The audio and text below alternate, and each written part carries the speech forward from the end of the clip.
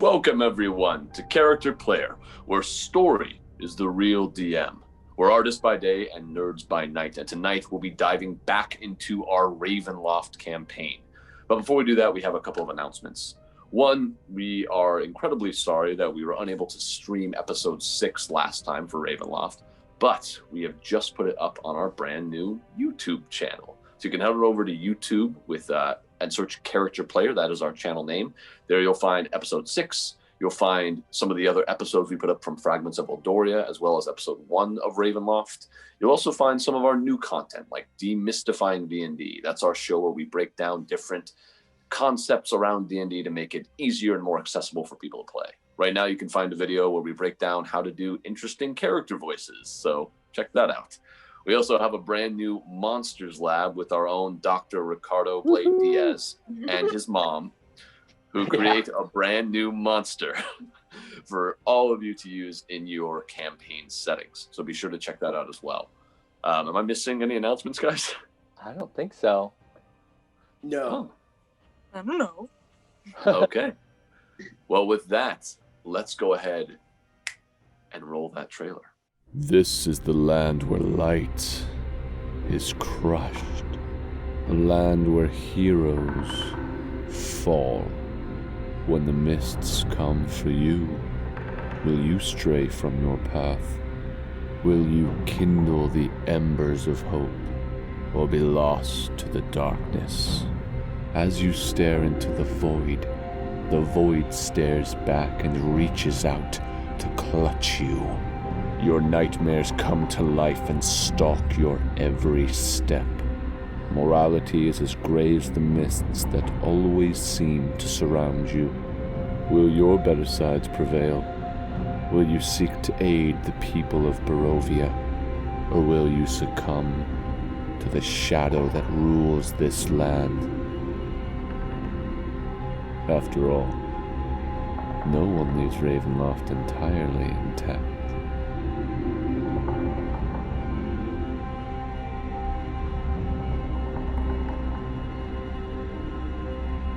Welcome back. We're ready to dive back into the mists of Ravenloft. So, last we left off, friends, our intrepid adventurers found themselves in the Church of Barovia, hearing the screams from Father Donovich's son, Doru, emanating from the basement. A utilitarian debate about the life of Doru began as the party sought for some way to avoid killing the vampire spawn. They thought maybe they could put a bell on top of the doors leading into the basement. That was debated for a little while. But eventually, after Doru told them he had gotten out a handful of times and that he might know something regarding Stiki's sister, they decided they had no choice but to kill him. After a quick battle in which they defeated Doru just outside of the church, they took the body to the graveyard out back and started to bury him. But not before Stiki grabbed the head of Doru, now severed from Ezra's blow, and smashed it repeatedly, leaving it unrecognizable. As they were burying the body and what was left of the head, Donovich returned, and he denied that his son had ever gotten out before falling into the grave and holding the now headless body of his former son, cursing the players between full-bodied sobs. The players made their way on the road to Vallaki, taking Arena there, before stopping at a crossroads as Ezra recalled a vision he had had the night before, telling him to go to Tser Pool. Ezra and Stiki got into a heated disagreement before being stopped by Arena. As the party made their way to Tser Pool, as they started to head down the path in that direction, Newton turned around to look at the gallows and saw himself hanging from the noose, dead. And that's where we left off. So Newton, you're looking at yourself hanging from the gallows about 40 feet away from you.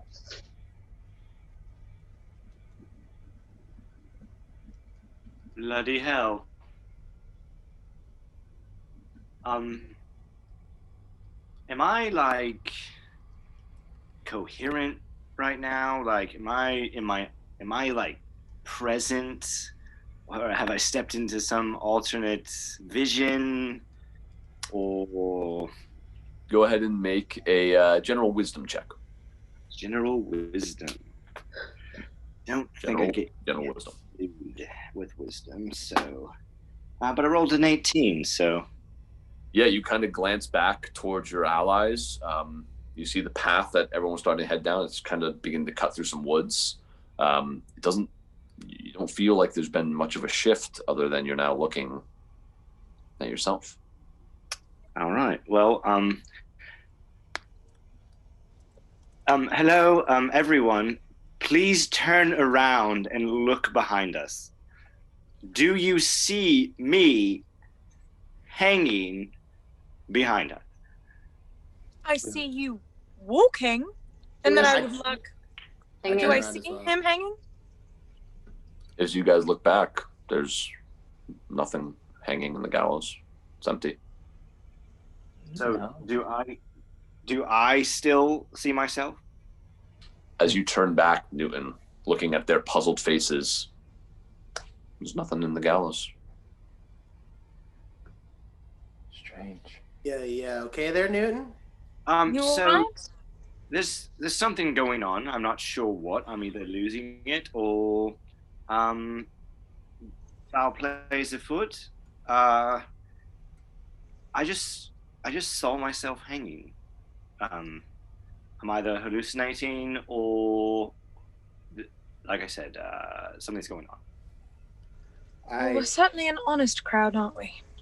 Pull out my mace and I'm going to have it. I'm going to start walking up to the gallows. Okay. You approach. As you do, you hear the kind of rustling of the wind blowing some leaves through. It creaks a little bit as you approach. I look back at everybody. And just, See anything? I'll look around. I'll kind of around on the gallows and see if I see anything. Okay. Make a perception check. Ooh, not good. 7. Yeah, looking around, I mean, they look pretty worn. They look like they haven't been used in a long time. Some of the wood is pretty stripped. The rope up there looks pretty frayed. Like even if someone was hanging from it, they would probably break and the person would fall.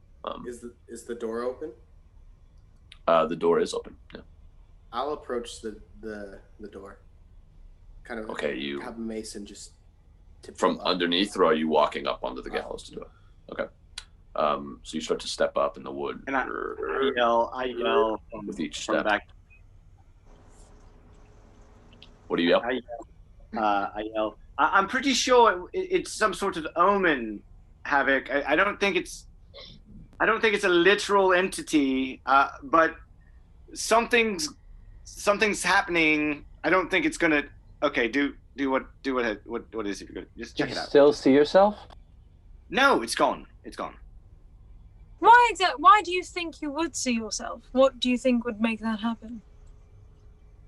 I'm not sure. What makes you think you would receive visions? You know, it's just some all-powerful entity just endows them upon us. Well, I don't know. What's that? Seems a bit overestimating beings' powers, I think, but But I don't know if it's one being, I suppose is what I'm saying. Aren't you psychic? Can't you figure this out on your own? Like with your cards? me? You. I'm not psychic. I have tarot cards and I make guesses. Sometimes they're right, sometimes they're always right, but they're always right in relativity. You know, Why it's don't not. you lay out a spread then? If you're experiencing visions, doesn't that mean you're psychic? No, I was the one that had a vision, darling. But he saw himself. Oh. Is that a vision? I'm not sure. Suppose. It's either a hallucination or it's some being. Well, if you start to go absolutely loony on us, I promise to put you down. Is anything up there, Havok? Is there? As you look, as you look down to the opening, no, you don't see anything at the bottom of it. At least nothing suspicious. There's some leaves, kind of muddy underneath there, but otherwise nothing all that odd.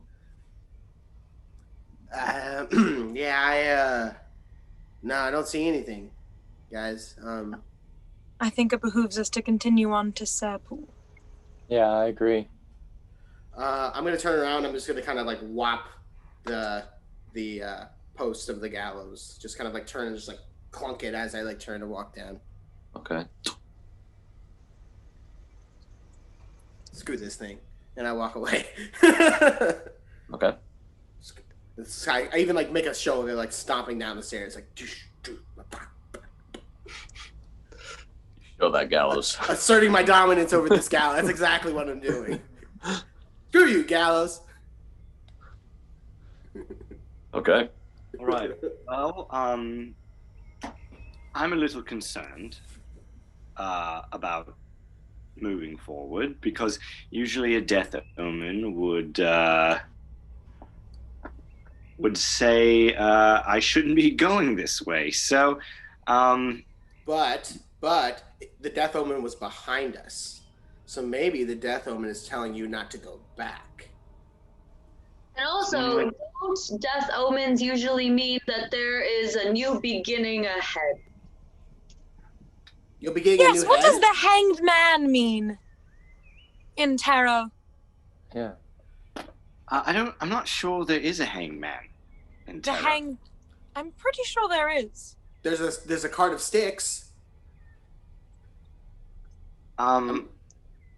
It means that we should continue moving forward until I assess my library of tarot knowledge. Okie dokie then. I vaguely remember getting a reading once, or I didn't get the reading. Somebody was next to me getting the reading, and I was listening to the reading. But they got a hanged man, and the hanged man, I think, means surrender. You're right. You're right. It does. It does mean surrender. You're right. Well, Surrender to what? I mean, I'm not saying that we shouldn't pay attention to it at all. I mean, I think that spirits have a lot to say, but we can't be sure on what it means. But I guess just we'll be careful. well, best of luck to you on that one, Newty boy. Let's keep going. Thanks. Appreciate it. Right. I'm gonna reach my arm around Newton's shoulder, and I'm gonna say, if you see anything else, don't hesitate to say something. See something, say something, as I like to say. Fine. It's fine. It's fine. I'm used to living in existential fear. So What's existential fear? well, it's like fear that you don't really know why you're afraid, or you don't know where the monster's going to come from, but it's always there and looming, and you don't really have any way of fighting it. So that's kind of my Well, life. you are a warlock. You know, Newton, the only thing inevitable in life is change. And then I would say that's right. I'd say that's very true. What's the opposite of existential fear? Like, what's it called? What's it called when, like, you know where the fear is coming from, and it's coming from somebody that you're scared of because you think they're going to kill you? What's that kind of fear? Okay, that's the fear. I know that one. Wait, are we talking like figuratively, literally here? Is there someone specific who's after you and has been after you, Newton, that No one in you should particular. know about? Well, that sounded like the truth. No. It's a conversation that truthfully I'm not ready to have with you, folk. That's fair. Well, we probably should get moving, right? Sure, I mean, we're all keeping secrets from each other. It's fine. Well, to be fair, Newton is Stiki, we just met each other. Well, we've also been through a lot of trauma recently together. Yeah. Trauma bonding is not the best way to make a friend. Newton is still kind of giggling under his breath as this is all happening. He's Giggling. Yes. Yes. What's so funny? What's so funny? Can I assume we're walking and talking? Sure, but that Arena does say, it's already nearing midday. Perhaps we talk while we walk. Oh, midday. Oh, we gotta book it. So you guys are continuing to walk now as you are having this conversation about Newton's laughing. To La Chapoule. You know, Newton, maybe it's a consolation that whatever's following you has followed you into hell, and they're gonna have to survive hell too. So there's that. Are you implying that we are in hell? That makes sense, I suppose. So yeah. Yeah. Yeah. So this is hell. We're in hell. Look, all I It's a know lot is that cooler this than I thought it place. would be. All I know is this place sucks. That's all I got. I don't believe it to be hell, but it is not the best place to grow up, that is true. Arena agrees with me. This place sucks. More or less. I have been in worse places. Yeah, still another conversation we need to have. Wow. I'm sorry, I didn't mean to offend you, Arena, about where you live here. No, that is all right. Hopefully Velaki will be safe, and maybe it will feel less hell-like behind the walls of Velaki. Yeah, is it much different in Velaki? From what I remember, have not been there since I was younger, but it's got very big walls. Apparently, the devil has not entered into Velaki in 100 years or so. Really? Walls Are there keeping out the any devil.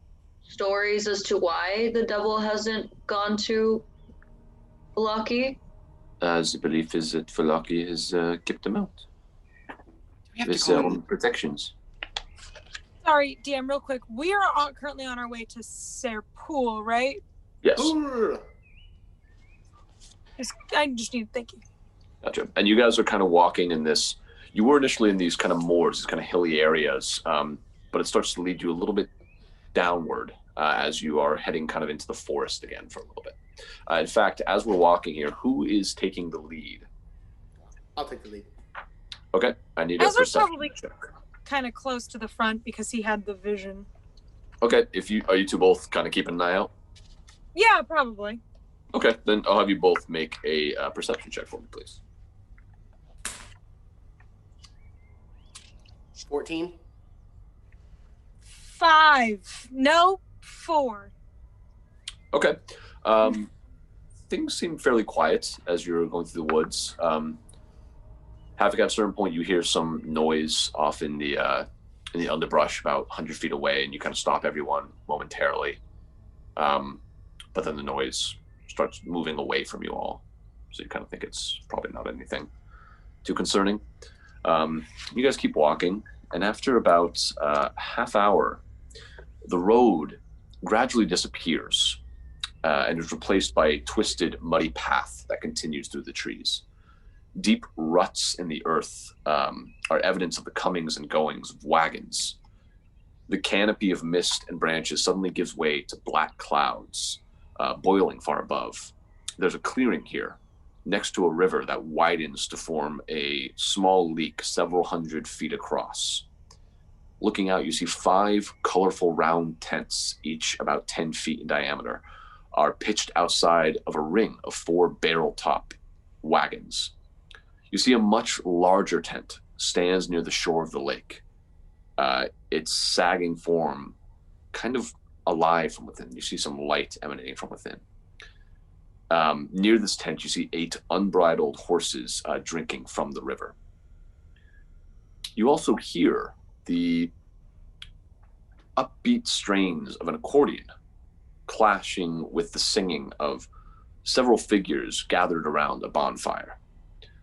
You see the footpath does continue past the encampment as well, meandering north between the river and the forest's edge. Does this look like the camp from my vision? It does. Ezra would say that. Did they have music in your vision? Did they have music in my vision? Not that you heard, no. This is the place? This looks like it. There was an old woman in my vision, right? That was like... There was. Well, there was a woman in the vision. Perhaps we should find her here. As you guys are getting closer, non-threatening. you see a figure turn, a half-orc with long black hair and a well-groomed goatee that he has kind of braided down into a single strand.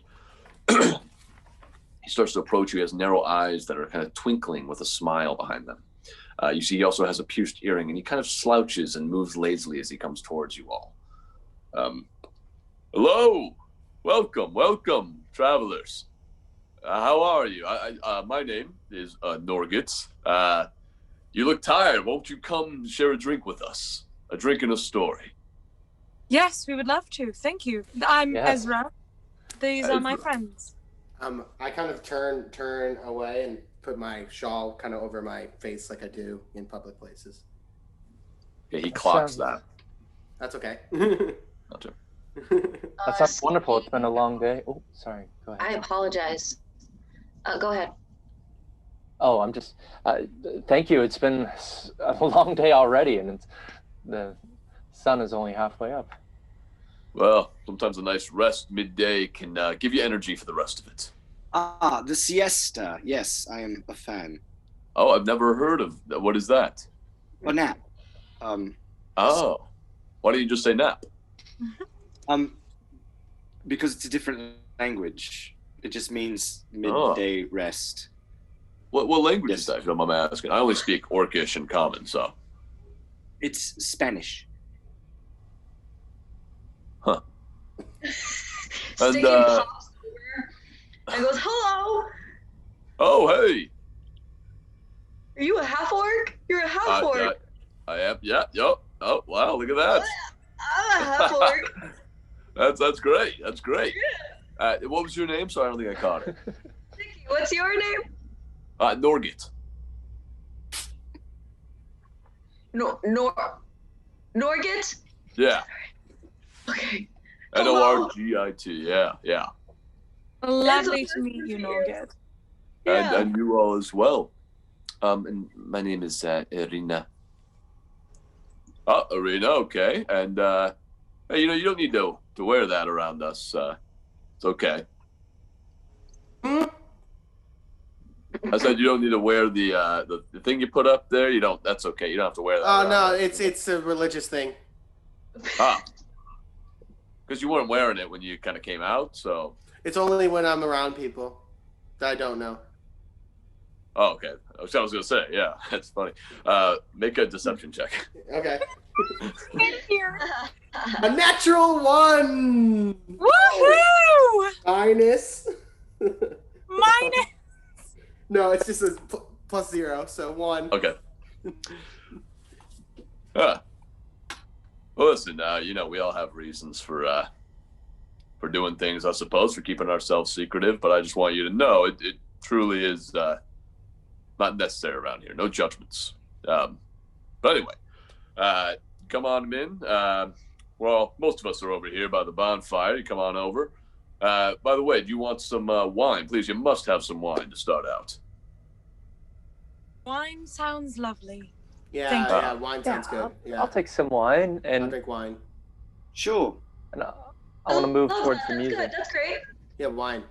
How much wine Wine do for you have? everyone. We have a lot of wine, so we should be fine. Okay, cool. I'll take some water, actually. Some water. All right.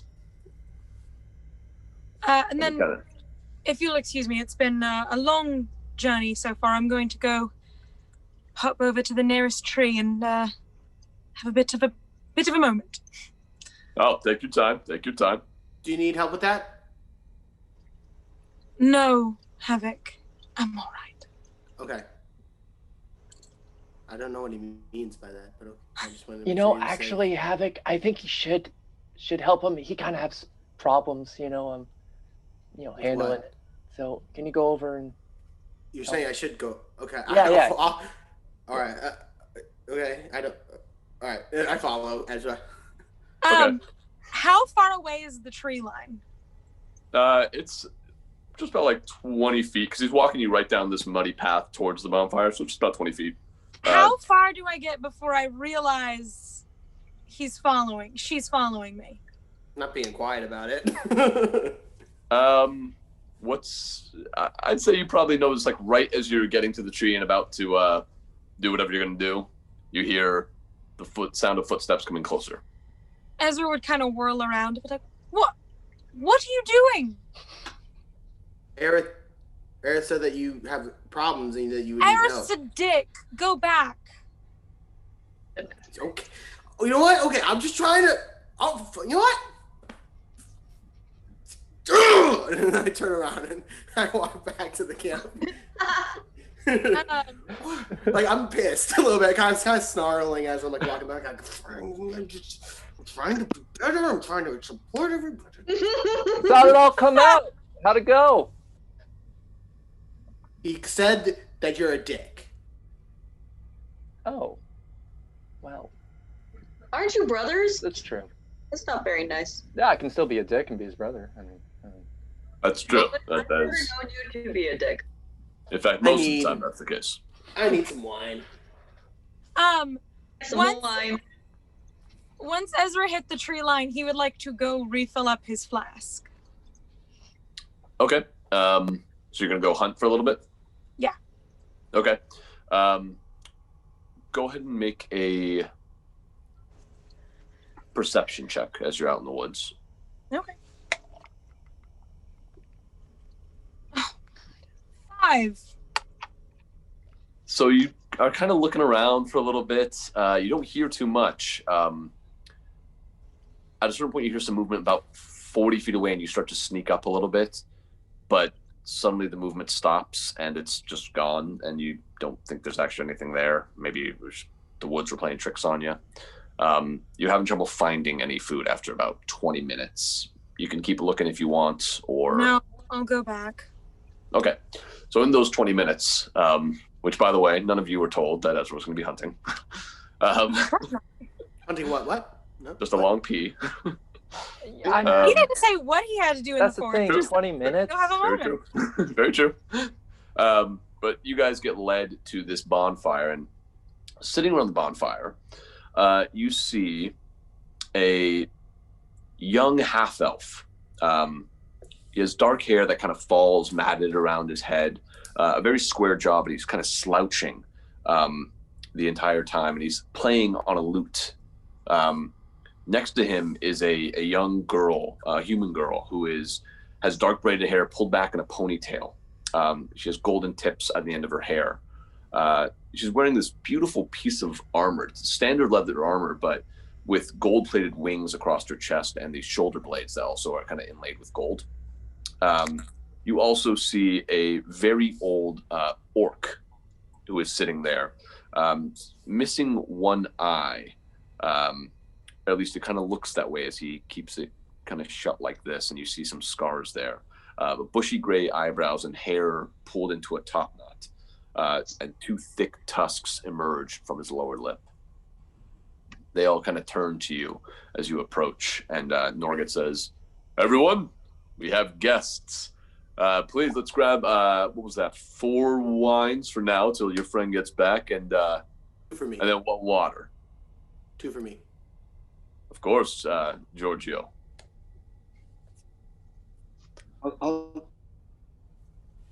And you watch as the girl with the armor on gets up, with the older orc, and they go and start grabbing some drinks for you all. I sit down in an open spot wherever there was some opening. Okay, there's lots of open seating around here. Well, I'll just kind of plop down. I sit down and sort of give the lute player, the half elf, sort of a nod and a smile, and appraise his ability. How great of a player is this gentleman? It seems like he probably lacks any kind of formal training. He seems like maybe self-taught, but he is playing pretty well. Nothing too complex, so you think, again, that he probably just hasn't had a lot of experience on the lute, but you're fairly impressed with his ability. And I sort of look around and try to hear for where the accordion is coming from. Yeah. Well, you see, the accordion had stopped, and you saw it sitting where the orc was. Oh, okay. I just enjoy the music silently. Is there anything to eat? Yes, we have plenty of things. We have, someone actually hunted a deer the other day. We still have some venison left over from that, if you'd like. Is there any chicken? No chicken, unfortunately, but we did catch some fish in the lake, or river, rather. So you want some fish, maybe? No, thank you. I was hoping for chicken. Yeah, again, sorry, no chickens here. Velaki should probably have some chickens if you're looking for Barovia, maybe. But yeah, not out here. Maybe some low-hanging fruit. Some low-hanging fruit. I don't know of any trees around here that have any, but I don't know. You go explore the forest, maybe you'll find something. Forgive my friend. He speaks in riddles better than a bard can most of the time. No. I don't get it. I punch him in the shoulder. Ow! And I punch Newton in the shoulder too.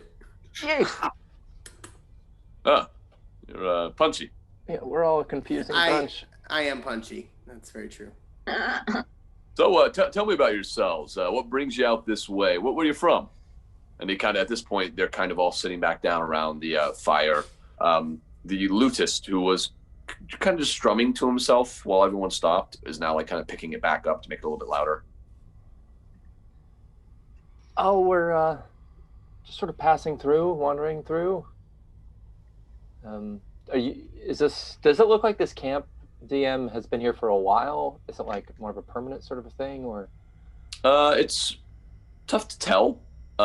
Just kind of looking around.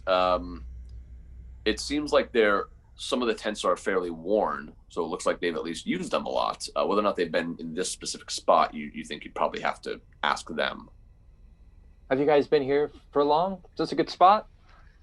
Yeah, no, this is kind of our main camp. We stay here all the time. It's got great fishing right there. You got the woods we can hunt, and we're kind of a little bit in between Velaki and Barovia. Definitely closer to Barovia, but close enough where we can head into town if we need anything. Are you journeying anywhere specifically? Not at the moment. We've had some people journey every now and then. There's another camp over in Velaki, so people will head over to that one. But yeah, not in a while. We've been here at least, I think we've been all of us together, like a month at least? And the girl kind of nods with that. Here in this this place, not just outside of Barovia? You mean you've arrived in... I really don't know what you're asking. Yeah, never mind. That answers it for me. As you say that, you see this small halfling start to approach. Got curly blonde hair. And as he walks up, he looks excitedly at all of you and says, "Oh, new people? Visitors? Oh my gosh, hi, hey, how's it going?" Hello. Oh my gosh, look at this one. And he's pointing at you, Aerith. Look, Norgate, look how tan he is. That's incredible. And Norgate's like, yeah, a little bit Vistani himself. Don't worry, that'll go away soon. You're not going to have that for much longer there. Yeah, does the sun ever burn through this? The sun? Yeah, no, I haven't seen that. You're not going to see that in Barovia. Have you been outside of Barovia? Yeah. Outside, beyond Balaki, beyond Yeah. this sort of country? Yeah, no, I've left Barovia. Yeah. You've left Barovia? Yeah, and then come back. You know, this is where a lot of people I know are. So. Where were you before Barovia? Where, if you don't mind my asking? You know, I went over to the Sword Coast for a little while. Explored there for a bit, and then came back. Okay. So. Oh, that you guys can't do that. Okay, now I'm not sure who's playing. What is that? What does that mean? What do you mean? What do you mean by that? Here's the thing. We are Vistani. Vistani, you know, we have kind of an agreement with, you know, Strahd. He'll let us go as long as we don't, you know, openly defy him or anything. So. I stopped drinking the wine immediately. Gotcha. Stiki chugs his. Okay. It's pretty good. Pretty good one. So you have an arrangement with Strahd. That seems, yeah, it seems like a really good idea out here. Yeah, I mean, it's not... So basically, you know, when he kind of first came to the valley, he was in a bit of trouble, I guess, and some Vistani helped him out, and so he, I guess he just owed all of us a debt, and has just never reneged on it. So. Oh.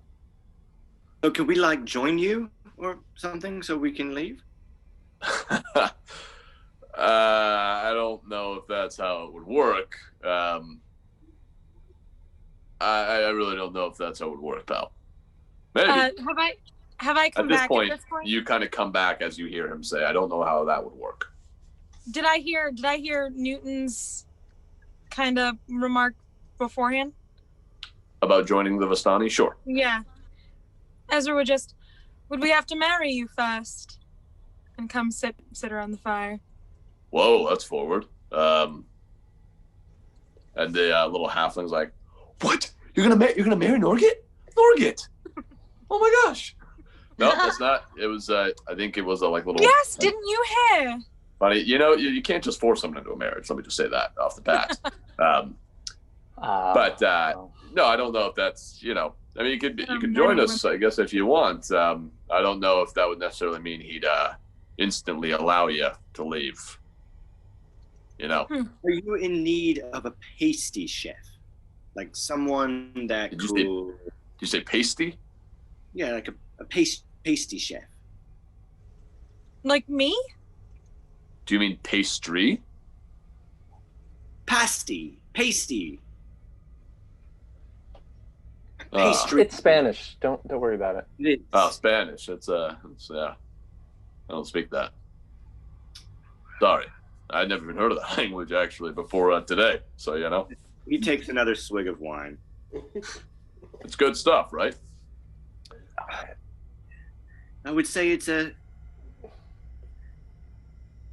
little golden nugget of a fine. It was a stretch. I'm sorry. I just saw my dead body behind me. What? You did? Oh my gosh, that's so cool. What? Yeah, it was a moment of terror for me, and I'm just coping any way I know how. Takes another swig of wine. So what do you call yourselves? The Vistaki? The orc sitting there says, "Oh, the Vistani." Vistani. That's right. So, you all aren't from Barovia then, huh? No, we're not. No. I think we said I was, right? I was raised in a bog. Are you talking your backstory, Ezra? Because that's something we did not discuss regarding. Yeah. I think we said he's from Ravenloft. If that's, you could totally make that call. Okay. Or would you? I'd say, do you think you remember that? Is that something you were able to get out of? That's the question. I don't think we did discuss that. I would say you're probably not, or at least as far as you know, not from this land. Okay. Then he'd shake his head. All right.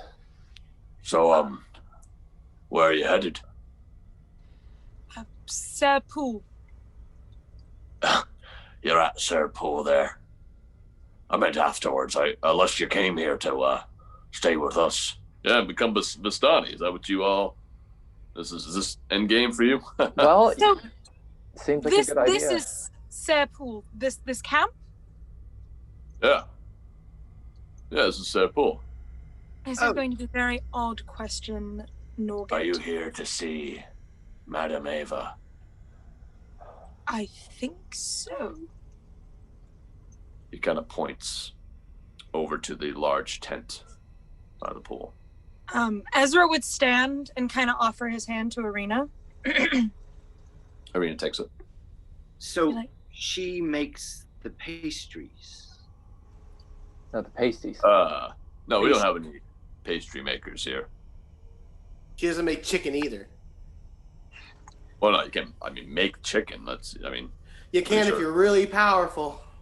Chickens make chickens. I guess entirely. While they're arguing this, Ezra would just offer Irina his arm and take her over to Madam Eva's tent. Okay.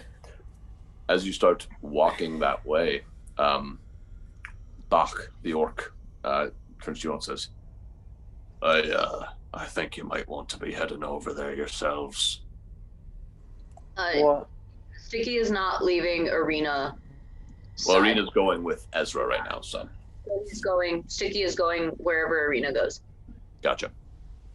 I think I'll stay here. Why? How far away is it? Just about 40 feet. Not that much. I'm gonna bend down to Newton and look him and kind of catch his eyes.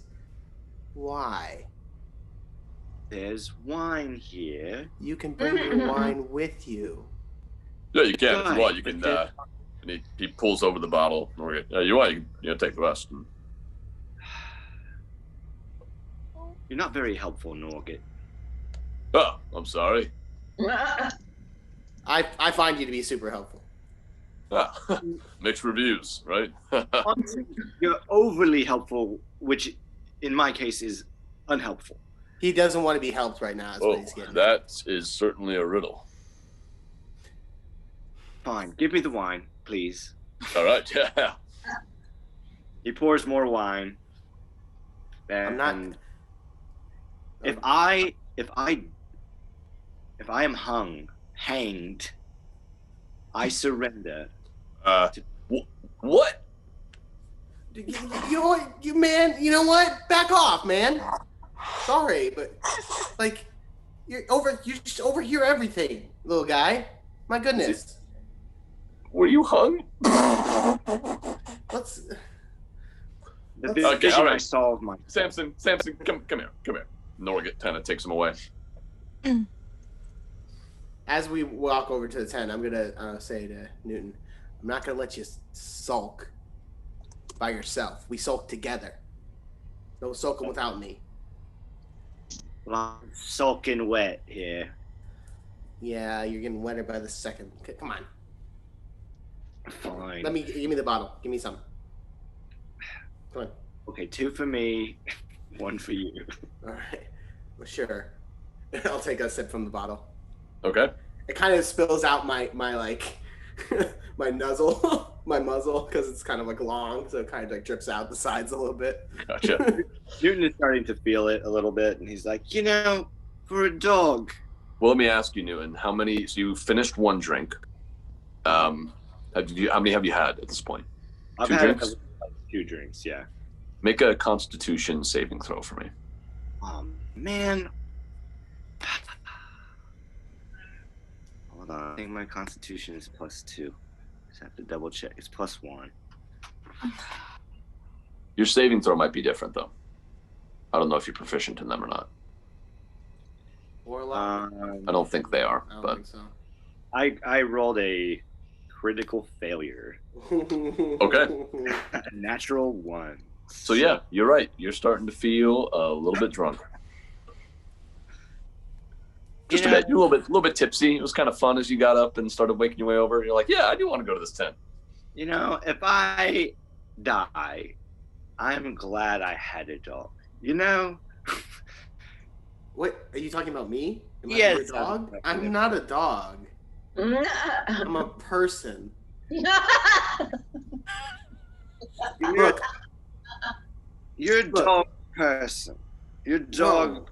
okay, if you want to get if you want to get into the logistics of it, I'm a Gnoll, and so like we're actually kind of, some people think we're descended from hyenas, which aren't really dogs. And necessarily, it doesn't really matter. The point is, I'm a person. I'm gonna let it slide for now.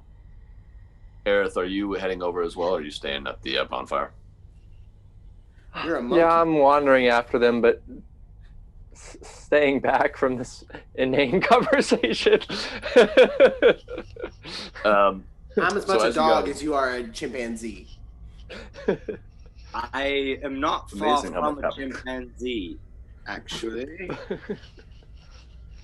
So I said 40 feet, but it was really more like 100 feet away as you guys are approaching. And as you get about 20 feet away from it, the tent opens and you see this older woman exit from it. You see that she has long black curly hair that goes down behind her back and then over her shoulders as well. She has a very nice kind of red hood that's inlaid with this golden design of leaves that filters all throughout. As you all get closer, she says, hello. Welcome. Are you ready to learn your destiny? Does it include mysteries? Because Newton Fright. Whoa. That's I'm so right. That is his sorry name. for the things that set your life off a certain way, but perhaps here in Barovia you'll be able to find some solace. Thank you, Havok, for your interjection. You'll find I'm quite knowledgeable, in fact. Well, come along. Don't look all dumbfounded. Come on in. what? Are you the same lady from Barovia? Sorry, I couldn't hear you there, Noon. What'd you say? Are you the same lady from Barovia? No, I am not. I'm very sorry.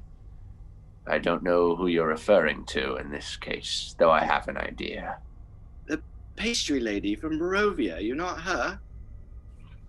No. Does she resemble her at all?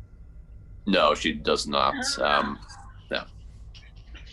Wow, she's way better than you, Newton. She's like way better than you at this. She starts walking in the tent. Are you guys following? Yes. Yeah. Ezra would give a little reassuring pat of Irina's arm. Okay, she kind of squeezes your hand at that. And as you all enter, you see magic flames cast a reddish glow over the interior of this splendid tent. You see in the center is a low table covered in a deep red velvet cloth. Madam Eva grabs a seat at the far side, and you see that there are 6 seats all around. Please take a seat. Take a seat. Sit next to Irina. Aerith Gaad, I think this one has your name on it.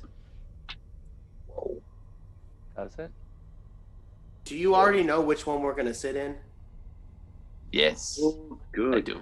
Oh, good. I try. I go to sit at one of them, and then I go pretend like I'm gonna go to the other one, and then I sit back down, but then I sit on the other one. What Did does you know? man mean? I did. Ezra's just going to delicately sit down and give a quick little prestidigitation to the mud on his shoes. Ezra, Bess, so nice of you to join us. Well, you called us here. I did. I'm glad you got my message. And Stiki Rock. Oh. Hello. Oh, no need to be afraid, Stiki. I'm only here to help guide you. You and your allies. Guide us to what? Okay. To your destiny. I'm not a big fan of destiny. Never seems to work out right. Well, that's the funny thing about destiny, isn't it? There are paths we can take. We can try to switch seats, as our friend Havok here did. Which again? But inevitably... All right, well, I've heard stories of different soothsayers and Pasty. being able to pasty chefs, sure. You being able to tell the future of what happens to us in life. I've heard stories, though I've even probably met a few that are adequate at it.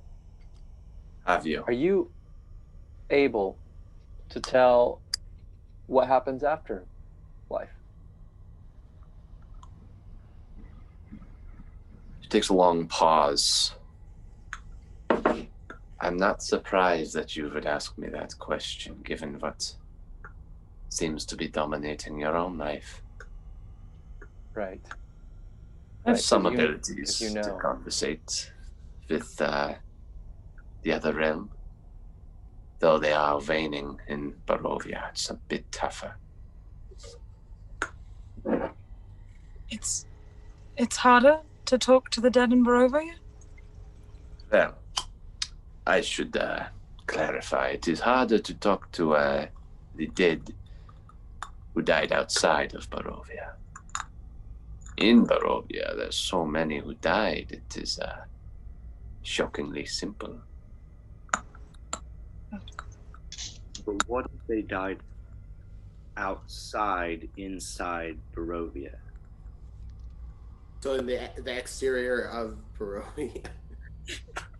Just out. Never mind. I'm sorry. Do you ever stop? Yeah. I'm sorry. We've polished off a whole bottle here. We're feeling it. Havok, make a Constitution saving throw for me. 15. Okay. Yeah, you're definitely feeling a little tipsy, but not quite as much as Newton. I'm a big girl. You're a girl? Yeah. Oh, God. So, you've all been trapped in Barovia. In the spider web. Yes, darling.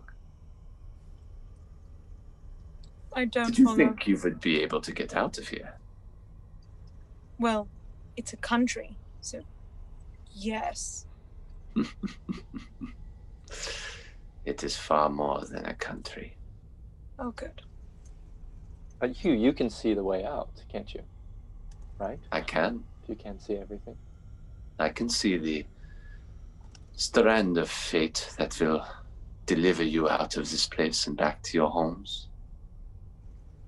But it will be difficult.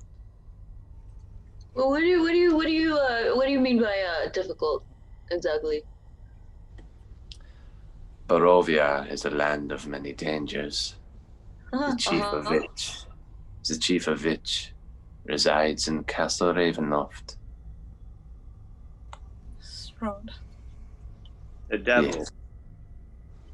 He goes by many names. But needless to say, the only way to get out is either with him on your side or with his head on a pike. We could be his ally?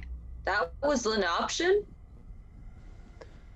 There are many who've come here seeking to destroy the devil, only to be seduced by his power. But he's not the real devil. He's just a bad guy. As you say that, the candles flicker in the room, start to dim a little bit. Ew.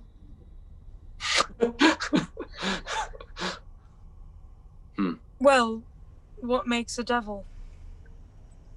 Indeed. A devil and the devil. I mean, there's a significant difference. Is there? I think so. According to whom? Well, I mean, it just depends, and it's all relative, right? I mean, whoever is in the position of power, it was Asmodeus or something, who's the devil of some sort, but at least in this place. I feel like you're making him all powerful by calling him the devil, you know? Like, You do not understand the power he has here. He is the land. He is the land? What does that mean? Do you not think it's odd that the sun never shines in Barovia? Just trying to not to look a gift horse in the mouth, to be honest. What was that? Nothing. Now, I've heard that phrase before, he is the land, and it's usually followed by he is the ancient. And yet, was it Nordit who said that the Vistani had just helped him out a few months ago, so how can he be I don't the know land what and the ancient? Norgit said or whether you misheard him, but the tale of the alliance with Strahd goes back ages and ages, when he first came to the valley of Barovia. Well, how can we make it so that Arena is safe with you all? With us? With you. You're the ones with an alliance with Strahd. Yes, some of us are allies, but not in the way I think you are meaning. You see, the arrangement that Strahd has with us is that more of one of ignorance. He stays out of our business if we stay out of his. But there are some Vistani who have a more personal connection to the devil. And they are not ones who would keep your arena safe. Then why bring her here? Because right now, you need the information I have for all of you.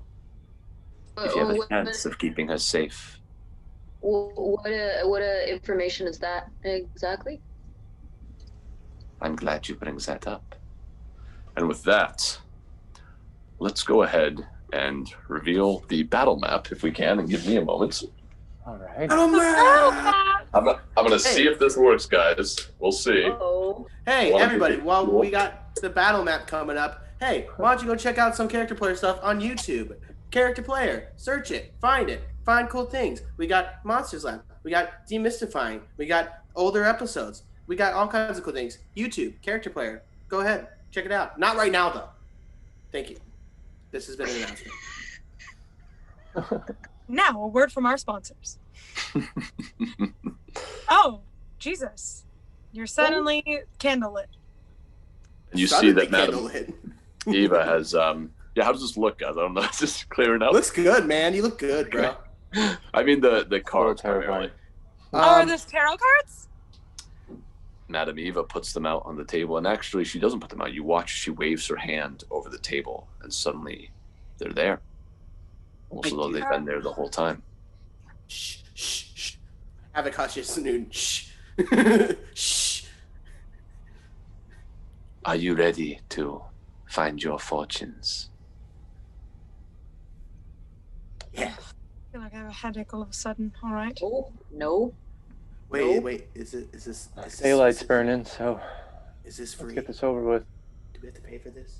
I really need to poop right now. There is no payment.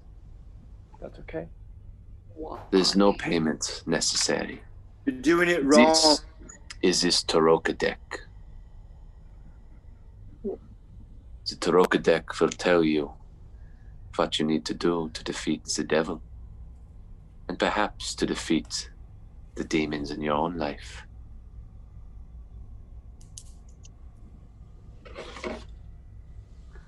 She kind of looks at you all as she begins to shuffle, which I'm going to do right now.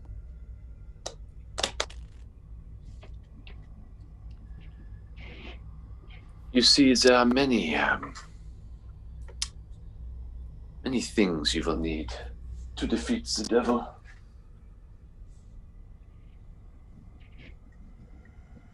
It will be tough to find them all, but hopefully this will help. 3 cards from the lower deck.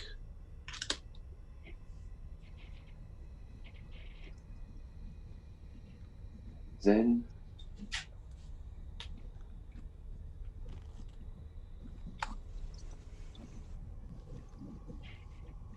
two cards from the deck of kings. This will tell you your fortune. Who would like to go first? Starting with this card. I'll go first. So Havok, as you kind of reach your hand out to turn over the card, she says, this card tells of history. Knowledge of the ancient will help you to better understand your enemy. As you flip it over, you see, I'm going to bring it over here so it's easier to see for you guys.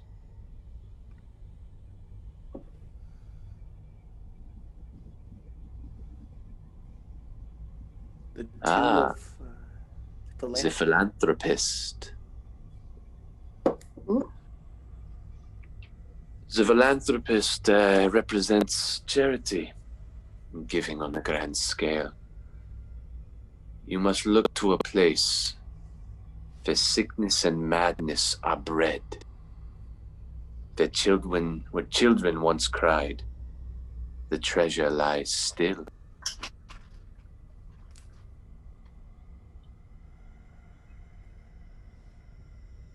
Who would like to go next? I'll go. She kind of points to this one. This card tells of a powerful force for good and protection. A holy symbol of great hope. As you turn it over, you see. Oh, The Avenger. The treasure lies in a dragon's house, in hands once clean, and now corrupted.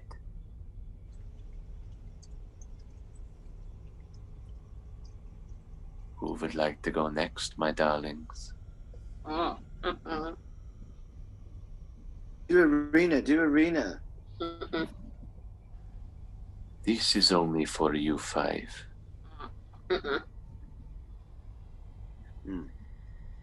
Pass. Can I do a second one? I'll go. Aerith Gaad. This is a card of power and strength. It tells of a weapon of vengeance, a sword of sunlight.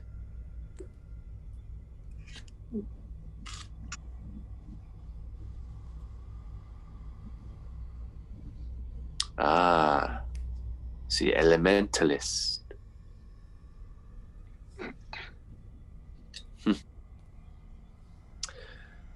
The treasure is hidden in a small castle beneath a mountain, guarded by amber giants. Now, We will find out if you will have an ally in your quest to unseat the king of the valley. Who would like to go next? Stiki? No. It's okay. This has been fun watching all of them go, but I'm good. Thank you very much. As she looks at you,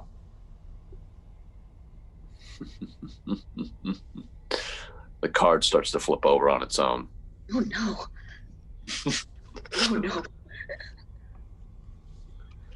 And you see this. Mists. Oh, I don't like that. Ah, the mists. Very appropriate. What does that mean? A Vistani wanders this land alone, searching for her mentor. She does not stay in one place for long. Seek her out at St. Markovia's Abbey, near the edge of the mists.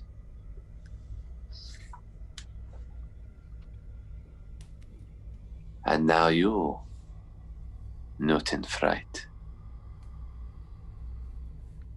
I mean, I can do this on my own anytime. Why would I need you to? Yes, I do.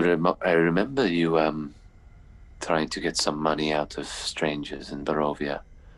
How did that go for you? I think it went quite well. For my first time. You were seeking not to be paid, then. I was trying out new social tactics. And the card begins to flip as Newton defends his honor. She says, your enemy is a creature of darkness, whose powers are beyond mortality. This card will lead you to him. The hangman. The executioner, darling. The executioner. Let me write that down. I see a dark figure on a balcony. And as she says this, her eyes kind of roll to the back of her head. And you've noticed this has been happening with each one. I see a dark figure on a balcony, looking down upon his tortured land with a smile. Her eyes come back.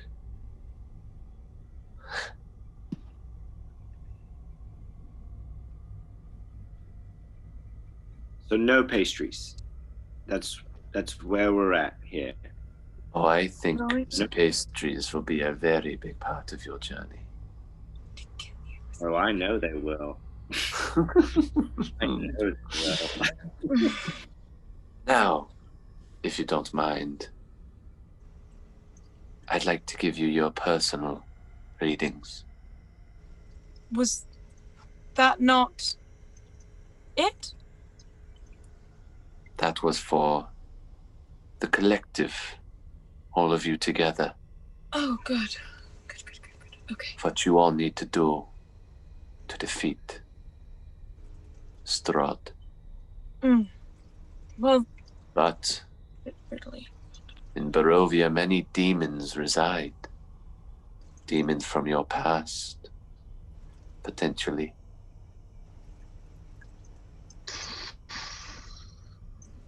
I don't know what this land has in store for you, but why don't we let the cards tell us? Fine, I'll go. First, I will draw from the low card, or the low deck, rather.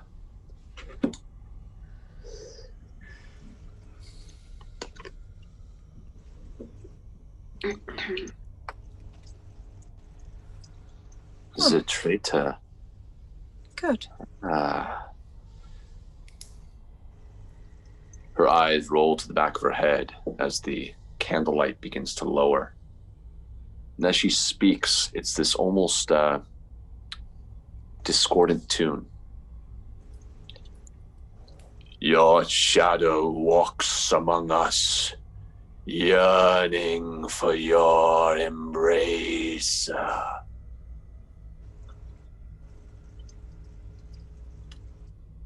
The other card begins to rise on its own from the other deck. And you see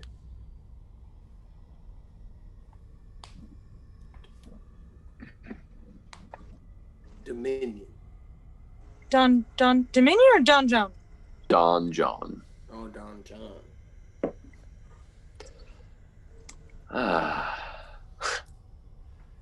In a tomb of cold your heart will break.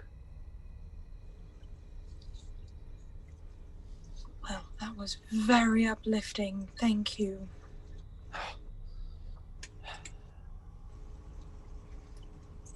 Who is next? Sure. Again, her eyes go to the back of her head as the card from the lower deck rises into the air.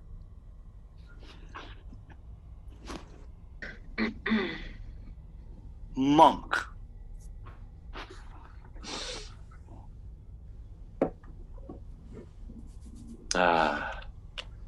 Your blood lies in the veins of this land. Search for a human who is more than he appears. Human. He's more than he appears. And as she finishes, the other one begins to rise. Guys, would you prefer I have a light on, by the way? No, I love this. I think you should do it every episode. This is your second card. And it's ironic that you're bringing your camera so close to your face to see it. Seek. That's Spanish, I don't know. Seek. The Sia. You are not sure what it is they did to you. Or more importantly, why? Well, I know that.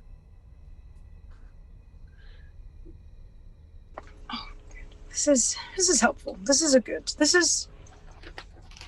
very necessary. I'm glad we diverted to here. Who is next? Stiki. No. Her eyes begin to roll back. Wait. Yeah. It's gonna go over my head. I'm not gonna understand what it means. So there's no point in God. What is that? What is that? Ghost. What is that? Ghost. No.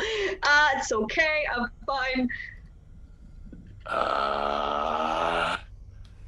Your weakness cost you the ultimate price.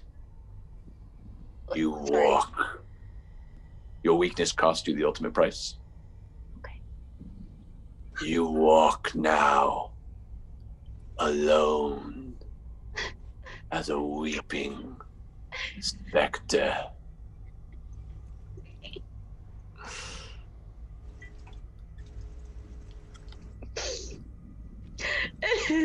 I mean, she's Next not card. wrong. The next card rises. What is that? Torture. Torture. What is? Your path for unity lies in the belly of the beast. Ian?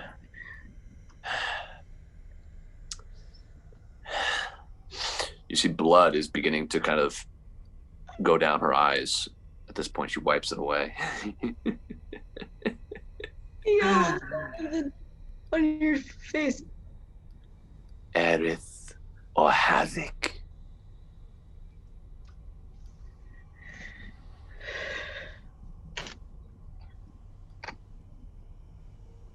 and then I'll go. The card from the high deck begins to rise into the air.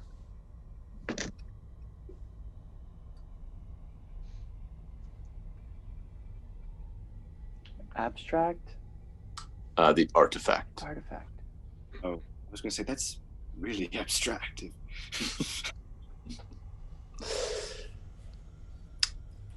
Shattered and broken makes a dangerous man. A mind scattered yearns to come back.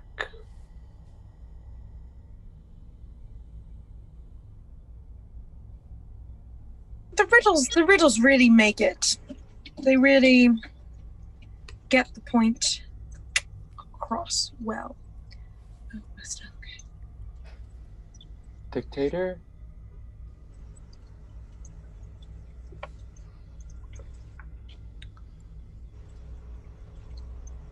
In the depths of the mountain, you will regain what you've lost.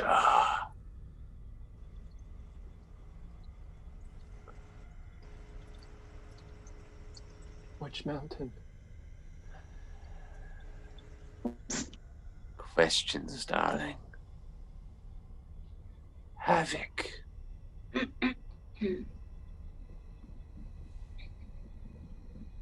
Without even waiting for a response, Havok, the card begins to rise as her eyes fall to the back of her head once more.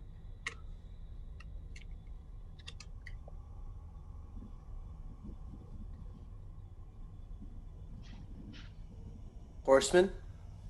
Horseman.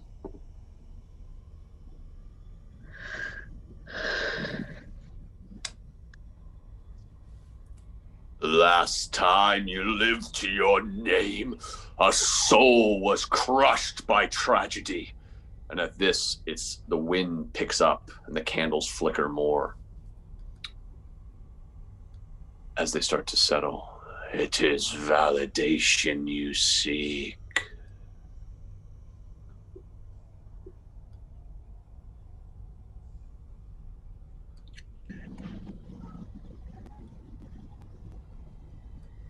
Bishop.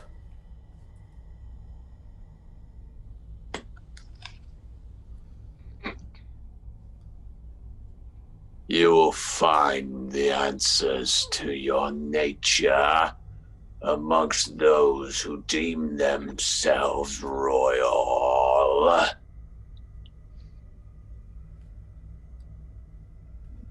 And with that, the candlelight comes back up.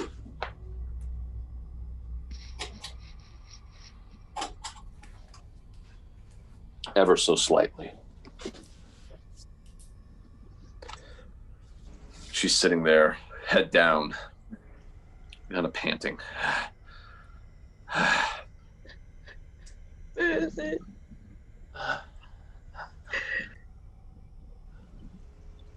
Forgive me. A bit weary.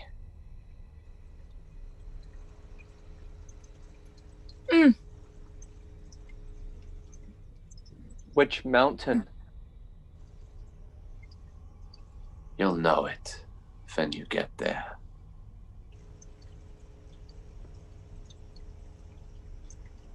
Can you? Sorry. And then, so are these like long-term goals for us? As I said before, destiny, there are many paths to get to it. You may take the shortest route, but it won't be, you may not be ready. Or you might wait too long and miss your chance. I get it. I'm supposed to execute monkey see, monkey seek, monkey do. Havok stands up and walks out of the tent. I fear you won't have much time to resolve yours, Newton Fright. for now, what is it that how do we help Irina? In your vision, Velocki resulted in her death. The only way to help Irina, to truly help her, is to defeat the devil. He will not stop until he has her. Velocki might provide a safe haven for a while, but for how long? Well, in your vision, she died there.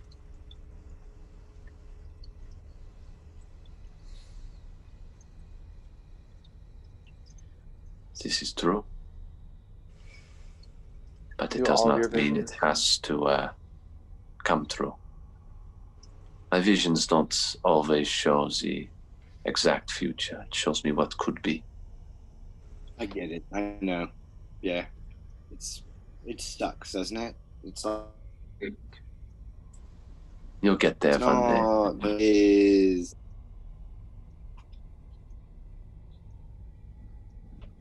Well, I suppose Truly want to protect her. If you truly want to protect her, eventually you will have to deal with the devil. The question is that what you choose to make your destiny? You could all just walk away. We can't just leave her. That would be wrong. Is this what you all would want to do? I wouldn't. I'm not leaving you, Irina. I promised you. She kind of goes a little bit quiet. Just kind of looks down into her lap.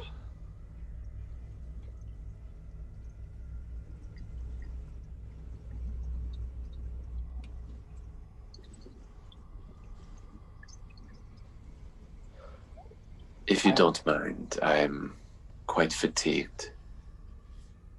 You all are welcome to stay here for the night. I can at least guarantee you one evening of safety in my camp. Or you can head out on the road.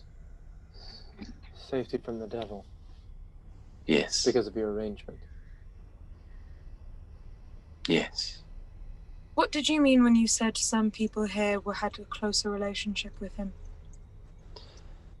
I don't know everyone that works for him, but I know he does have spies all across this land. Is there anyone in the camp? To start me. I suspect some. Was there anyone we need to watch out for to keep her safe? In our camp, I would just say, keep an eye on Belmtreat. Treat? Which one's that one? You've not met her yet. Okay. What about you? Should we trust you? Who's to say? Newton looks over and goes, "Never trust a soothsayer." That might be the first wise thing you've said this whole time, Newton. Thinks a fool.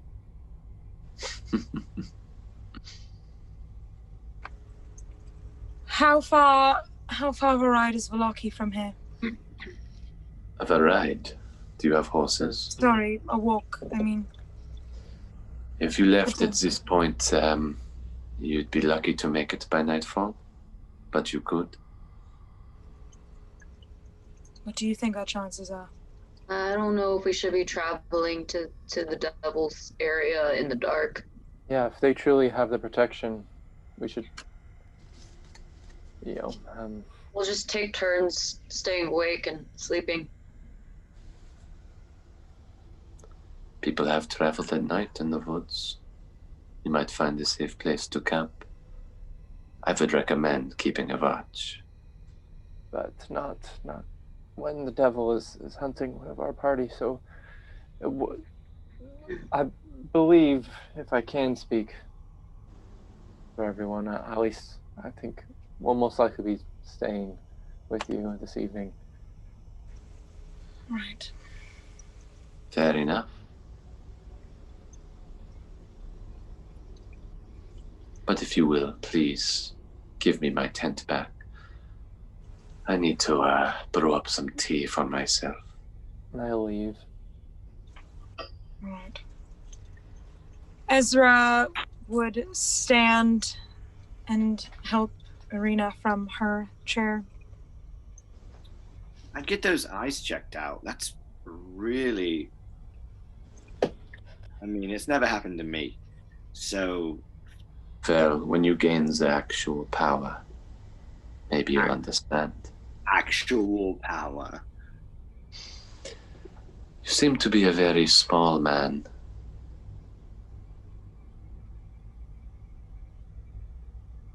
I'm not insulting you.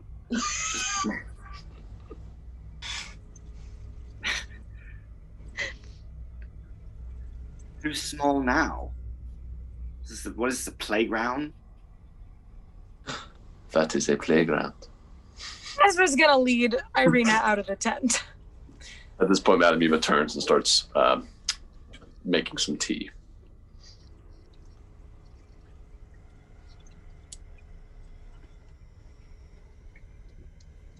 Are you staying in the tent, Stiki?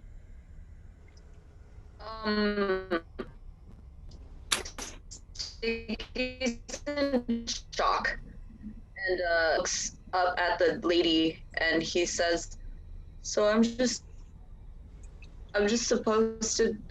the weak one forever. That's my thing. Okay. She kind of stops making her tea at that point. Turns around. Why do you think it is forever? But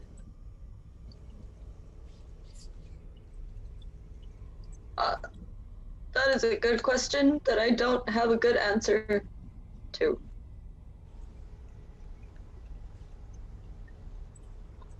Do you never show signs of strength? I don't know.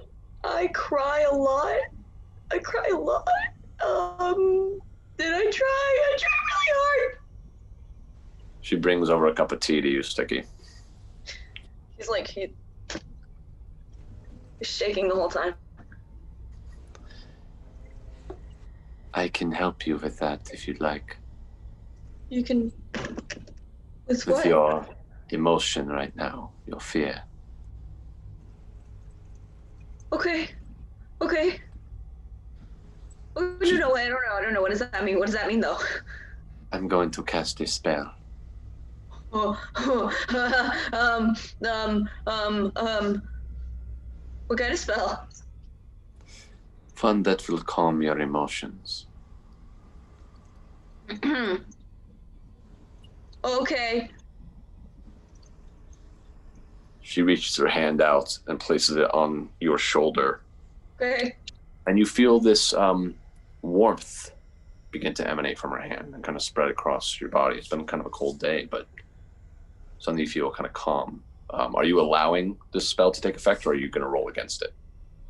I think Stiki is conflicted. He's shaking his head, but he's allowing her to put his hand on her. Okay. So basically, as the warmth begins to spread kind of through your body, Stiki, you suddenly feel much calmer, less scared. You're not crying anymore. You're kind of taking deep breaths, smelling the scent of her like herbal tea. Do you truly think that you will always be scared? You've already had moments of strength, have you not? I think so. I've always been scared, though. Do you know what courage is, Stiki? I've seen my friends have courage. Courage is being scared, but still stepping into the arena. I never thought about it that way. That's really nice. Thank you. Of course.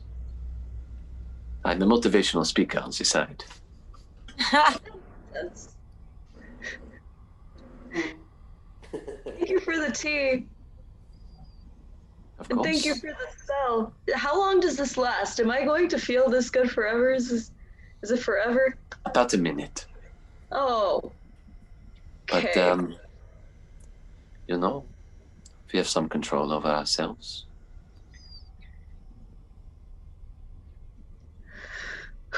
Okay.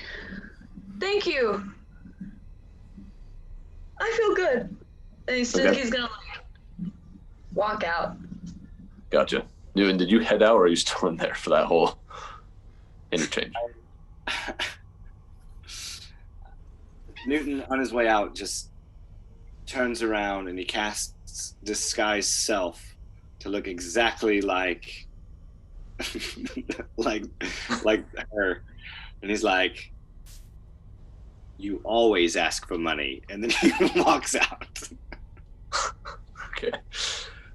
We're going to kind of back up all that because Havok went out a bit earlier than all of you left. So, Havok, you exit out of the tent. What are you doing? I make my way over to like the tree line and just kind of Okay. like right inside the tree line, and I'm just fuming, just pacing kind of back and forth, just breathing really heavily, and I pull out the dagger from the house, the basement of the house, the dagger that I used to kill Lancelot, and I'm just gripping it tightly in my hand as I pace, and every once in a while, like stab a tree, take it out, and just be gripping it so tightly and just breathing into that frustration and anger and just releasing it slowly over time. Okay. Well, as the rest of you exit the tent, having heard what you might have to do if you are to ever leave Barovia, we're going to take a break. All right. So we will be back shortly, everyone, and we will continue to see what our adventurers do now. Hello. Do you love creepy ghoulies and fun monsters, but don't think there are nearly enough of them in Dungeons & Dragons?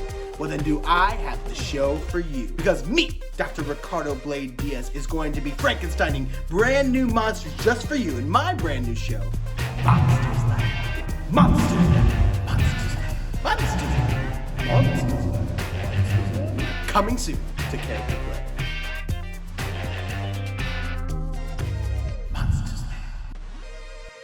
Do you need help coming up with an awesome backstory for your gnome warlock? Or maybe you're about to DM a long-term campaign and have no idea where to start? Don't worry, we got you covered. Check out Demystifying D&D, our show where we break down concepts around D&D to make the game easier and more fun for you and your players.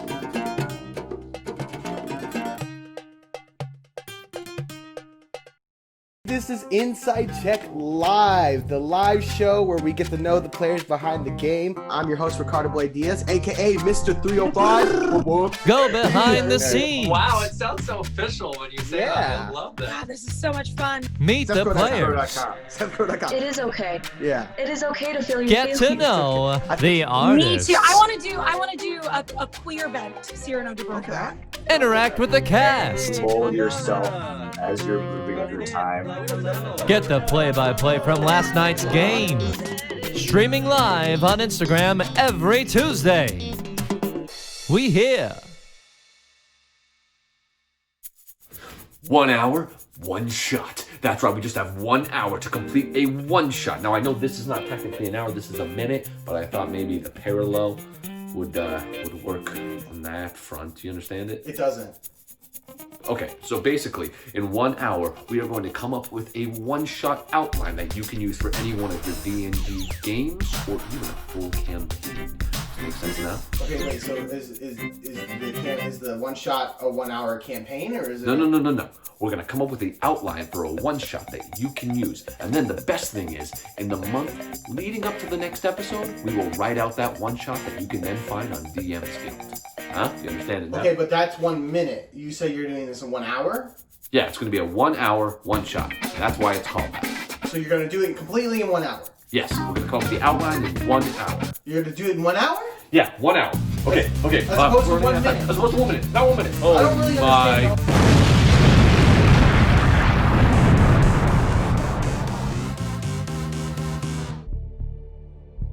Raw elements of stardust swirl in the wreckage of the broken blades.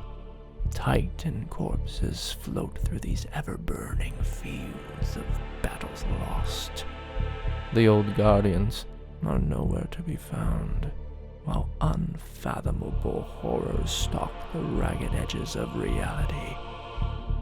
Are new gods born, or are they forged by those that need them? Long separated fragments have just begun to find each other, led by guides that see not with their eyes, but with their faith. These daring souls listen hard for the hum of terra incognita. Will they find their destiny, or simply the means to weather the storm?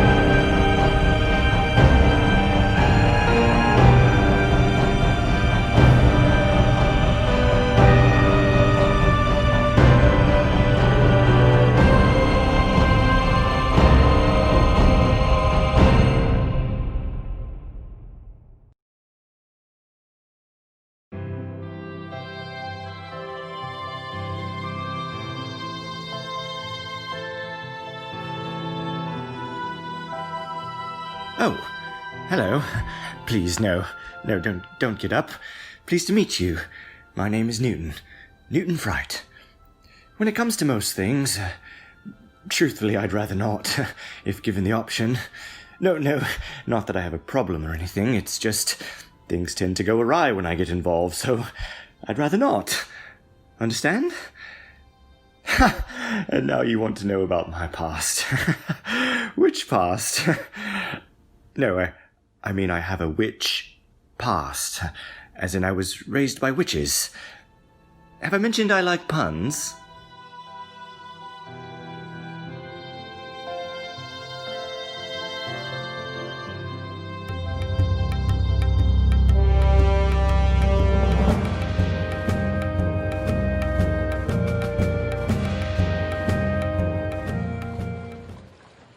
Yeah, I see you staring, and I know what you're thinking.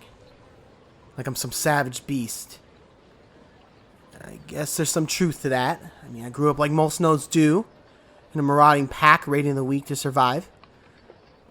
I was a handful. I mean, I caused so much trouble, the pack gave me the name Havok. And that was going to be my life. Until I found a new path with the Guardian Light. I still feel all those primal urges the way I did before, but now there are these new desires, the desire to protect. So keep staring if you want. I just may have your back one day, and maybe you'll see me in a new light. A guardian light.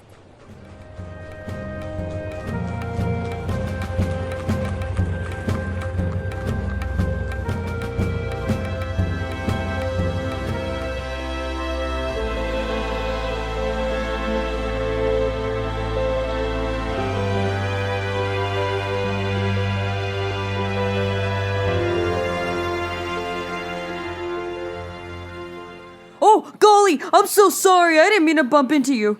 Oh, no, please don't be afraid. I know I look scary and green and have tusks, but really I have a banjo. Want to hear me play? No? Well, you look like a trustworthy person, right? I can trust you? I'm afraid of everything. Figure that. A half-orc the size of an orangutan, terrified of literally everything. Irony is not lost on me. Anyway, have a beautiful day. Know of any flower fields I can take a nap in?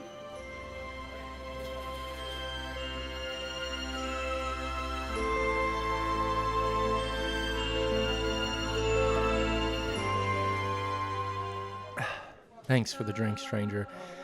Where'd I learn how to play like that?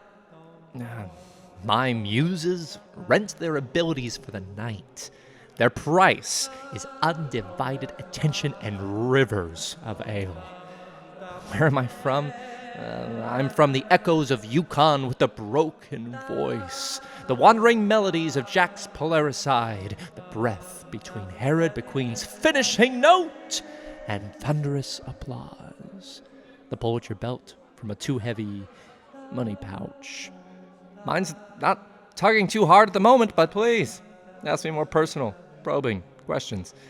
Will I come to your party? Yes, I've heard of your carousing. Did I hear right that you woke up drunk with... Oh, it's happened before? Oh, I'm sure the priest didn't mind at all. But let me ask you this. Do you know the name Aerith Gaad? Never heard of him?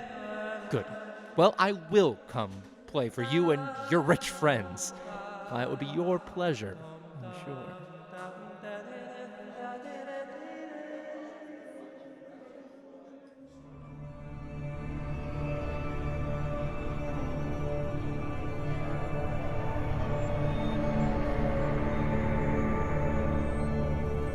Oh, hello.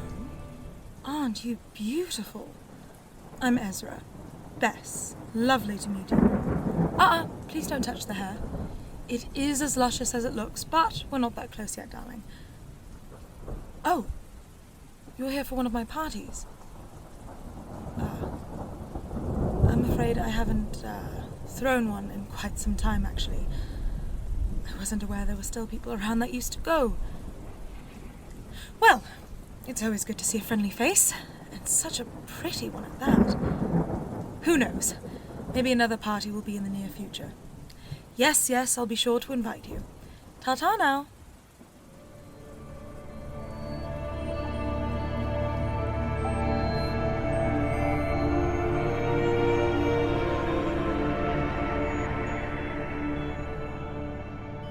Welcome back, everybody. Before we dive back into the mists of Ravenloft really quick, we had a birthday recently of our very own Ricardo Blayde Diaz. But we also missed singing for our very own Ria Gaudioso for her birthday. And so I think, guys, before we go any more forward, let's go ahead and Aerith, maybe give us a little scat to lead us in. Sure. Happy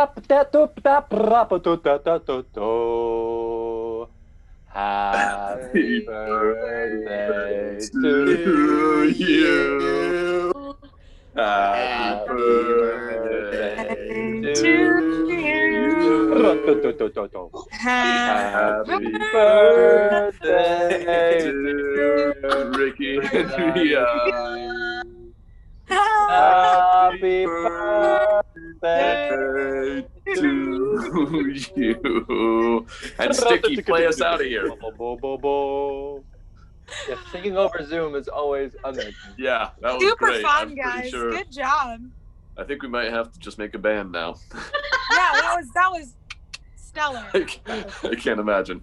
That was a hot mess, guys. Well, Can't wait to hear that over the stream. I'm sure any audience we had have clicked out at this point. But no viewers. Gone. Let's jump back in. So you have all just exited from the tent. At this point, it's a little past midday. You guys are just kind of walking back out. The light is a little bit almost not alarming, just disorienting as you exit the dark tent. What are you all doing? I'm still out in the woods. Yes. Havok still attacking trees. Ezra would like to go grab a glass of wine first. Okay. You head on over, and you see at this point the boy who was playing on the lute is gone, as is the girl who was sitting near him. But you do see a dwarf, a female dwarf who has long orange hair and a braid down the left side. You see 2 hammers at her side. She's kind of just has her arms crossed, sitting down, looking into the fire. Oh wait, hold up, guys. I'm not sure if we have audio on the stream. Oh. I think they missed our bad singing. So we gotta sing again. I'm trying to listen in, and I don't hear anything from our live. Can someone else verify, Ricky? I hear our live. You can hear it? There's an echo, though. Okay. On everybody. On everyone? Yeah. All right. I'm not getting any signal here. Let's see. All right. Ricky, oh yeah. The stuff you were just saying there about there's live or check. What we were just talking about. Yes. I can hear Am I in the Feywild? Thanks, Jules the Fool is telling us there's an echo. Thanks, Jules the Fool. Julio. We are in the Feywild. What about now? Is this any better? Are we still in the Feywild to another plane? I don't know. Check. Oh, echo's gone. Much better. Woo! Yay. Sweat. Okay. Thanks, Thank Jules the you Fool. so much. Appreciate that. You're a legend, dude. That goes to you, Jules. All right, so you were singing "Happy Birthday." So, okay, so you go over and get some wine, and you saw that dwarf woman there. Norgate is still there as well. He's not having a drink at this point. He's actually picked up the lute that was left behind. He's kind of just strumming it absentmindedly. Hey, how did it go? Confusing. Yeah, totally. That's about right. Yeah. She speaks in riddles a lot, I take it? Yeah, I mean, every kind of soothsayer does that, right? I suppose. I'm not particularly familiar with them. No. Sorry, Jules says Justin is muted now. What? Oh, no. Just Justin? Oh, yeah. This is going so well. What happened was. Well, we had such a great first hour and a half of audio that I think we did. We were on a roll. Yeah, karma has to get us. We rolled a nat 20 and now we rolled a nat 1. What about now? Can you hear me anybody now? anymore? We said he can't hear anyone. No. Okay. He says, okay, wait. We're back. Oh no, but I just moved things. Oh no. So what? Has something changed? Are we back? Can you hear us, Ricky? Yeah, I can hear us. And Julio? I Check. Sorry, there's a delay. Yeah. I can hear everybody. I can hear everybody. Okay, I'm not gonna touch anything. Okay. So let's just back up that conversation a little bit. So how did it go? Confusing. Yeah, right, totally. She speaks in riddles often, I take it? Yeah, don't all soothsayers do that. I suppose. I'm not particularly familiar with them, though. Oh, no? Yeah, I never had your fortune told. I have, but mostly just as party tricks, not as anything. Hey.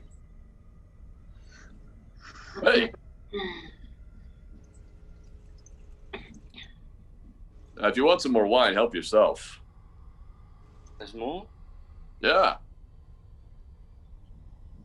After that, From the Wizard of Wine's winery.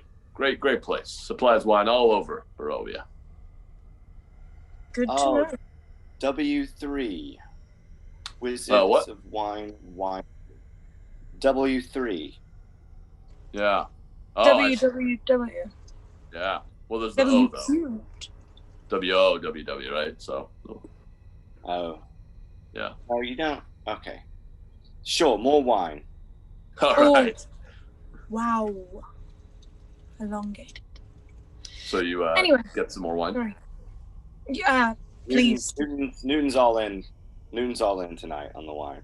He just kind of points to the barrel that's tapped, so you can just go up there and pour it out. Yeah. How long have you been with these people? No. Well, I've been here about my whole life. I was born, into the family, and I left for a little while about 3 years ago to go explore a bit, and then I came back. Everyone I knew was here. It's good I'm to a be simple born. fella. Yeah, I like being around my family, and yeah. And you? I don't believe we've met. We've not.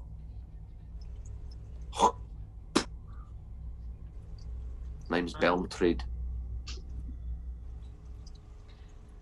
Ezra. Bess. Pleasure, I'm sure. Speak for yourself. I am. Is there something you want? No, just curious. We're all sitting around a fire. I thought it prudent to introduce myself. Come on, Belmtrade, be nice. Fine. So where are you all from? And what are you doing in Barovia? Oh, we thought we'd visit the good old Valaki. We've heard so much about it. Really? You're just visiting then? For now. Well, I hope you enjoy your stay. And who's your friend here? I don't believe we've met. She's looking at Irina. Irina. Irina Kolyanovich. Seemed like a bit of a noble. Actually, you both do now that I mention it. Are you two together? We are, actually, yes. We are.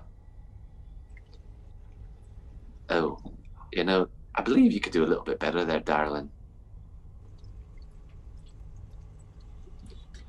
Anyway, I'm gonna go do some fishing. And she gets up and walks away. Charming. You don't mind her. She's she doesn't trust easily. So I can see that. What did she say her name was? Belmtrade? Yeah, that good old Belmtrade. How long has she been here? I don't know, a long time, pretty much since she was born too. Has she gone traveling or has she stayed? At least traveling around Barovia. I don't know if she's actually ever left. No, I don't think she has, but around Barovia, yeah. Just, come to Kresk and things like that. So you lot tend to, despite your arrangement, you tend to mostly stay here? A lot of people do. Some people left and then never came back, but, we like being around people from our family. So a lot of us end up coming back, I see. Family's important. Yeah. Well, I am going to go see if I can find something to eat in the woods. Oh, we got food here. I'm more of a hunt for myself type. Ah. Okay, well, yeah, feel free to bring it back and we'll cook it up for you. Great. Thank you. Is Stiki around? I believe Stiki's just sitting in a daze nearby. Oh, okay. Yep, that's what's happening. Stiki? Huh? Watch over my darling Arena while I'm gone, would you? And darling? And he's gonna head out to the woods. Darling? I think he was saying it to keep me safe or something. I don't know. I just went with it. But yeah. Okay. Well, Arena, how are you doing? You okay? I mean, I don't know. Actually, if you don't mind, I think I just want to be alone with my thoughts for a little bit.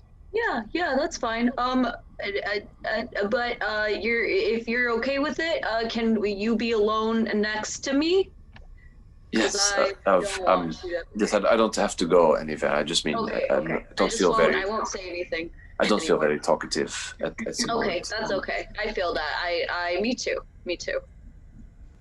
Okay. What they say, courage is being afraid but stepping into arena. Huh? I don't think that's what she meant. Yeah. That's a little. That's. I regret every sentence I ever say around noon. Nothing is safe. You made that so dirty. Nothing is safe.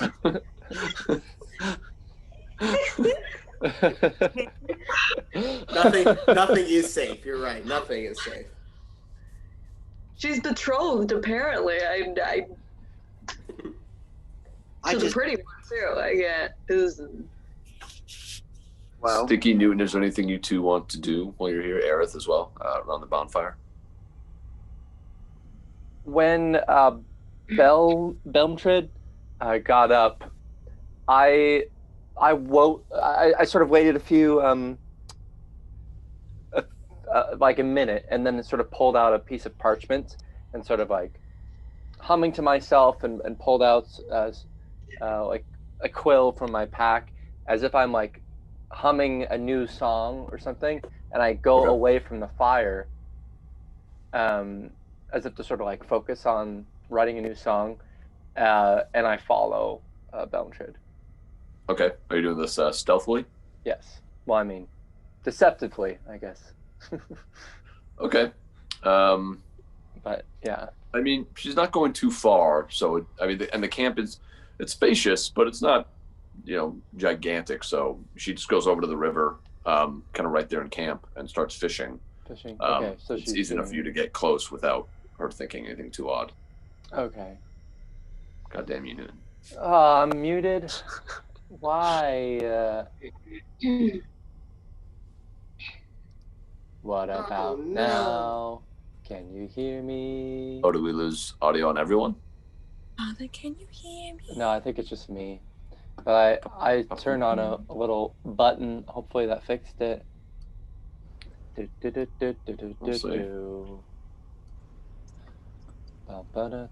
Yeah. You can hear me now? Yeah. Okay. Yeah, so I basically tried to follow Belmtrid while pretending to write a song, but Belmtrid just ended up by doing exactly what she said she was going to do, so...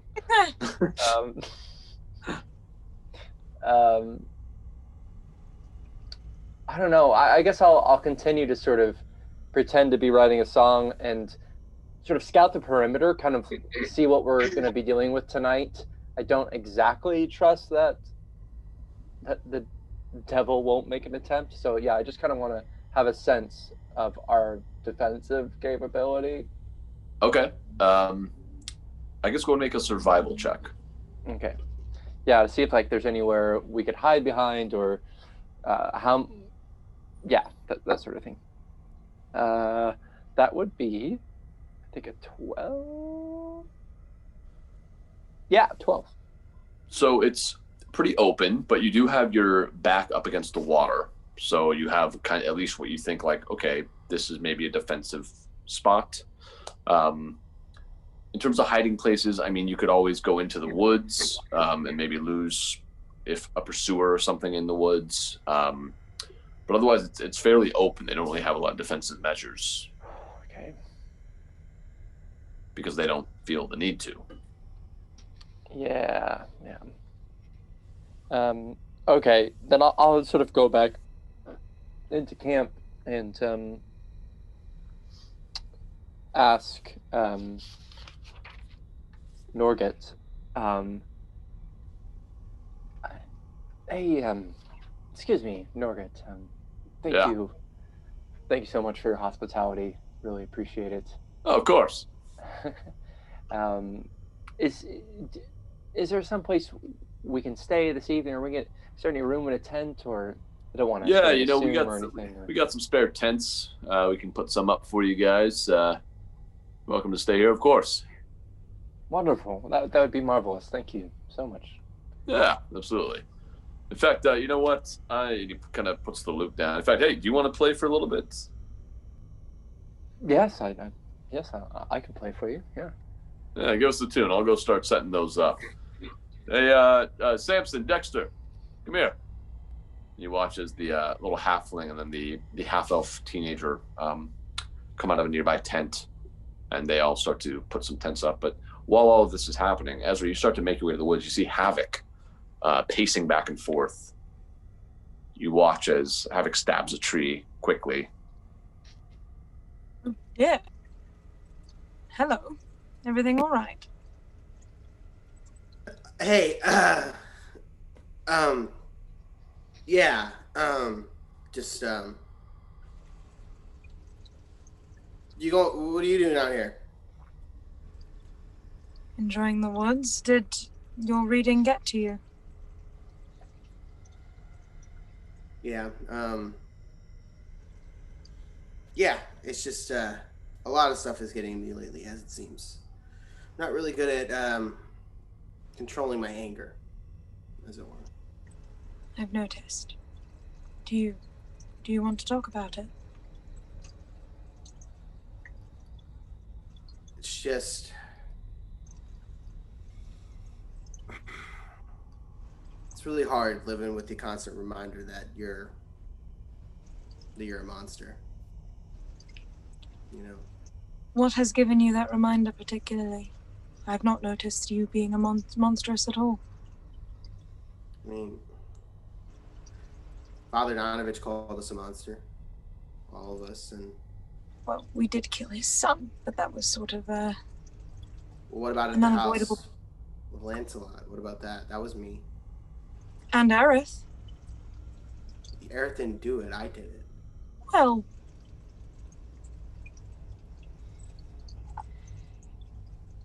You thought you were doing what was best, Havok. And sometimes that leads us down the wrong path, but the fact that you feel remorse for the wrong things you've done, in my opinion, proves you're not a monster. A monster wouldn't care.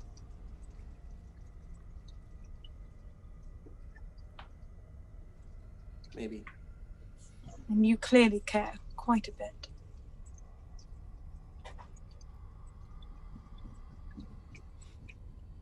Yeah, I do. Oh, are you doing your thing again? Like, do you need the privacy? You got mad at me earlier, so if you need me to, like, just screw off, that's fine. But... I'll find a different part of the woods. You're fine. No, I'm feeling a lot better. I'm glad. Anytime. Okay, I'll leave you to it. And have a glass of wine for me. 3. Well. 12? I'll have 12. No. Okay. No, not that one. And Havok starts to walk away. 12. Just for you. Ezra would let him go. Nobody has the spell Speak with Plants. They can hear the trees going, ah! Oh, why are you doing this? That's a pretty monstrous thing to do. Just like stabbing a living thing over and over again. So, as you head out into the woods, Ezra, go ahead and roll a survival check. Okay. Please roll better for me. I'm literally begging. 15? Okay. Okay. It takes about 15 minutes, and you're starting to get a little bit discouraged again. Like, am I really just not going to find anything? When suddenly you see a rabbit hopping into the clearing about 20 feet in front of you.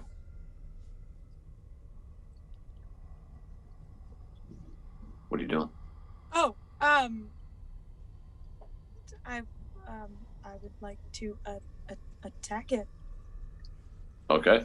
Go ahead and roll to hit. Okay. This rabbit's got an awesome AC. This 14? Is the bunny from Monty Python and the Holy Grail. 14 definitely hits. Go ahead and describe to us what goes on here. Because the rabbit has 2 hit points, so it's dead. I just, use kind of my vampire speed and grab it. You can't see my hand. Grab it, pin it on the ground, and I'd make it quick and break its neck so it's not like suffering, and then eat. And you take care of it. Yep. Your flask is half filled with what's left over. Great. I don't want to be gone for too long. Can I just try to see if there's anything around super quick, like within the next, Yeah. You went 15 minutes in, so on your way back, as you're walking back, you can make another survival check. Okay. 12? You don't see anything on your way back, unfortunately. Okay. And I would just before I leave the woods, I'd give a quick prestidigitation to make sure there's no blood around. And then gotcha. Clean yourself up, and you feel you're pretty good as you make your way back. Okay. Havok, while all that was happening, you make your way back to the group. Yeah, I go straight up to the wine cask, and I fill myself up a very overly full mug. And I'll sit down next to Stiki if he'll let me. Oh man, always. They just sit right here. It's fine. And I raise a glass or mug, a wooden mug, and drink. Okay. Newton, did you have another drink as well? Yes, I did. Okay, I need both Havok and Newton to make another Constitution saving throw. 16. Oh. I can tell you. 15, 16. 9. Okay. Havok, you're starting to feel it a little bit more now. Newton, I need you to go ahead and roll one of your hit dice. Oh. Okay. It's a D8 for a Warlock, I believe. Okay. Let me know what you get. A 5. Okay, so you have 5 temporary hit points added to your health. Cool. Oh. Wow. Nice. But you also have disadvantage on ability checks. So. Wow. Still. Pros and cons. So ups and downs, peaks and valleys. So Newton is he's been over in the corner with his tarot cards, just dealing him a new hand, just every taking a swig of wine and just dealing a new hand, and then tossing that hand, and then dealing another hand, and then he gets up and he looks at Havok and he's like, "Your turn."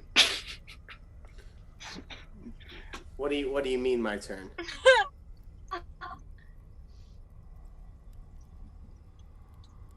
And he decides He decides to go back into the form of the soothsayer woman. Which one? It's Madam kind of Eva or the original one? kind of drunk, so it's like both. It's like this gross amalgamation. I kind of give you a look like. It's got her hood. He's got her hood, but like it's she's got like pastry crumbs on her face. And, like... What are you doing?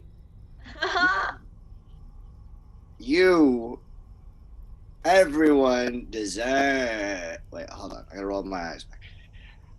Everyone deserves a future they can hope for. I'm going to attempt to push him over. Just like shove him down. Like try to push him over like a log or something so he trips. Gotcha. Go ahead and roll a strength check. And if you're contesting Newton, go ahead and roll a dex if you'd like. No? Okay. Roll a 19. Yeah, then Newton flies back. You see the little halfling run up like, Madam Eva, what'd you do? And he runs up and then looks at Newton's like, ah! And just runs away. What are you doing? And he just lays there, and you just hear Newton under his breath, like about to pass out, but he's just like, it wasn't my fault. It was never my fault. Immediately full of regret. I go over to him and I try and like prop him up. Norgan sees that too and is like, hey, maybe this guy needs to go to bed like now. Seems like we got some of the tent set up. Okay. We have our own. I have my own. It doesn't matter. Thank you for your come on, Newton. Like, I said don't soak without me. What did I say? I said don't soak without me. I love you. Okay. Let's ease up on the L word here. I love you're good. You're good. You're good. Okay, you guys kind of a lightweight, huh? Yeah, you need. You still in like a weird Madam Eva form? You are my first friend. You're my friend. That's sad for you. Oh, it's so sad for you. I'm going to need to put you to bed now.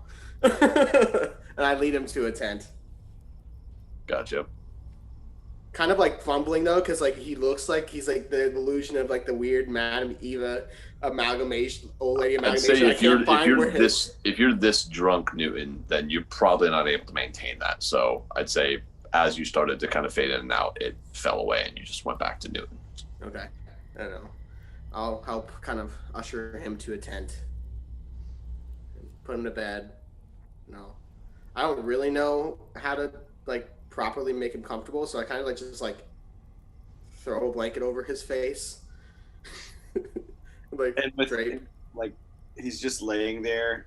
Newton's just laying there, but he casts minor illusion, and a chicken just appears in the middle of the room.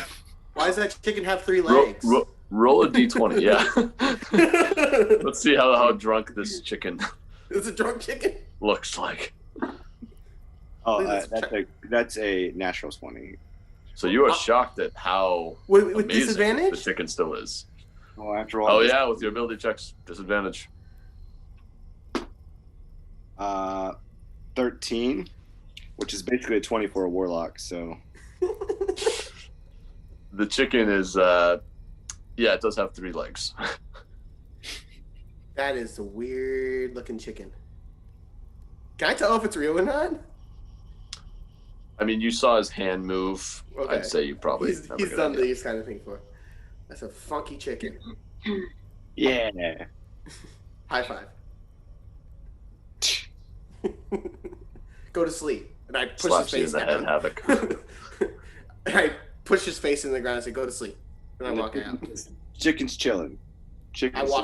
I walk through the chicken. So during all that, Ezra, you made your way back. Aerith, you kind of finished looking around, talking with Norgit. Actually, he was setting up the camp the whole time. So what are you guys doing? You're all around the campfire still? Stiki, you as well? Yeah, I'm just sort of... If I want to watch if Madam Eva ever comes out of her tent. She does not. Just kind of keep an eye out for the rest of the day. See if she does. Okay. Yeah, Ezra would kind of like to try to just keep an eye out on Beltrid. Okay. Eventually, Beltrid does come back about an hour later with a couple of fish. She hands them over to Norgit, who begins cooking. Starting to get kind of late in the afternoon at this point. You're seeing now kind of everyone in the camp start to make their way over to the fire as darkness begins to descend. So you see about 8 people kind of all gathering around the fire, talking. They introduce themselves to you guys, kind of ask those same questions: where you're from, where you're going, things like that. And as food gets served, you all have the option of getting a meal from them if you would like. Ezra would probably take a very schmer soup. Gotcha. Yeah, that's what it is. It's like a fish stew. Very, very small. I'll eat. Yeah, I'll eat too. Okay. It's pretty good. Not the best stuff you've ever had. Sorry, go ahead, Stiki. Politely gorges himself, yeah. Yeah. But politely. Gotcha. At one point, Norgit does turn to you, Ezra, and say, did you end up catching anything that you want us to cook up for you? You want our medical history? What? Catch anything? No. Oh, hunt. Oh, never mind. No, unfortunately, I didn't. Well, feel free to enjoy more. We got plenty. Thank you. They kind of put some more logs into the fire as nightfall fully descends. And at this point, the half-elf begins playing on his lute again. The orc pulls out his accordion, starts playing a tune. They start singing a song together that eventually some of you get the words to and sing along as well. And eventually they start telling stories. And one of them, Bach, the orc that some of you met, begins to tell this one. A mighty wizard came to this land over a year ago. I remember him like it was yesterday. He stood exactly where you're standing, and he points over to you, Stiki. A very charismatic man he was. He thought he could rally the people of Barovia against the devil, Strahd. And he says it right to Samson, who kind of pulls his collar up over his shirt, over his face rather. He stirred them with thoughts of revolt and bore them to the castle en masse. When the vampire appeared, the wizard's peasant army fled in terror. A few stood their ground and were never seen again. The wizard and the vampire cast spells at each other. The battle flew from the courtyards of Ravenloft to a precipice overlooking the falls.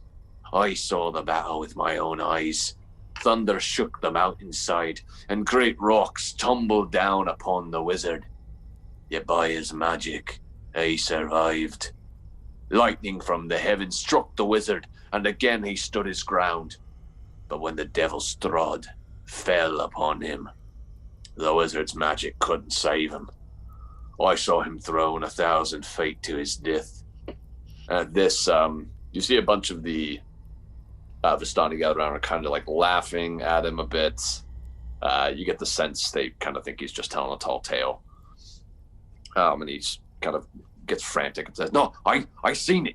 I climbed down to the river to search for the wizard's body myself, see if you know he had anything of value. But the river Ivlis had already spirited him away. He was already gone." Oh, well, isn't that convenient? He was already gone. Who'd have thunk it? And you go like, you don't know what you're talking about, as everyone laughs. Norgit turns to all you. What about you guys? Anyone have a story they want to share? We do love our stories. I'm not much of a storyteller myself. Stiki? Stiki, you tell such good stories. Or a song, or Yeah. I have a story. So, there was once this little elf. There was an elf, and he had an elf sister, and they were best friends, and they loved each other very, very much. And the elf sister was the only other elf in the village who was nice to the elf brother, because he was very, very sweet. Unlike the rest of the other elves were a little meaner and bigger and scarier, and they expected the brother elf to be a little tougher.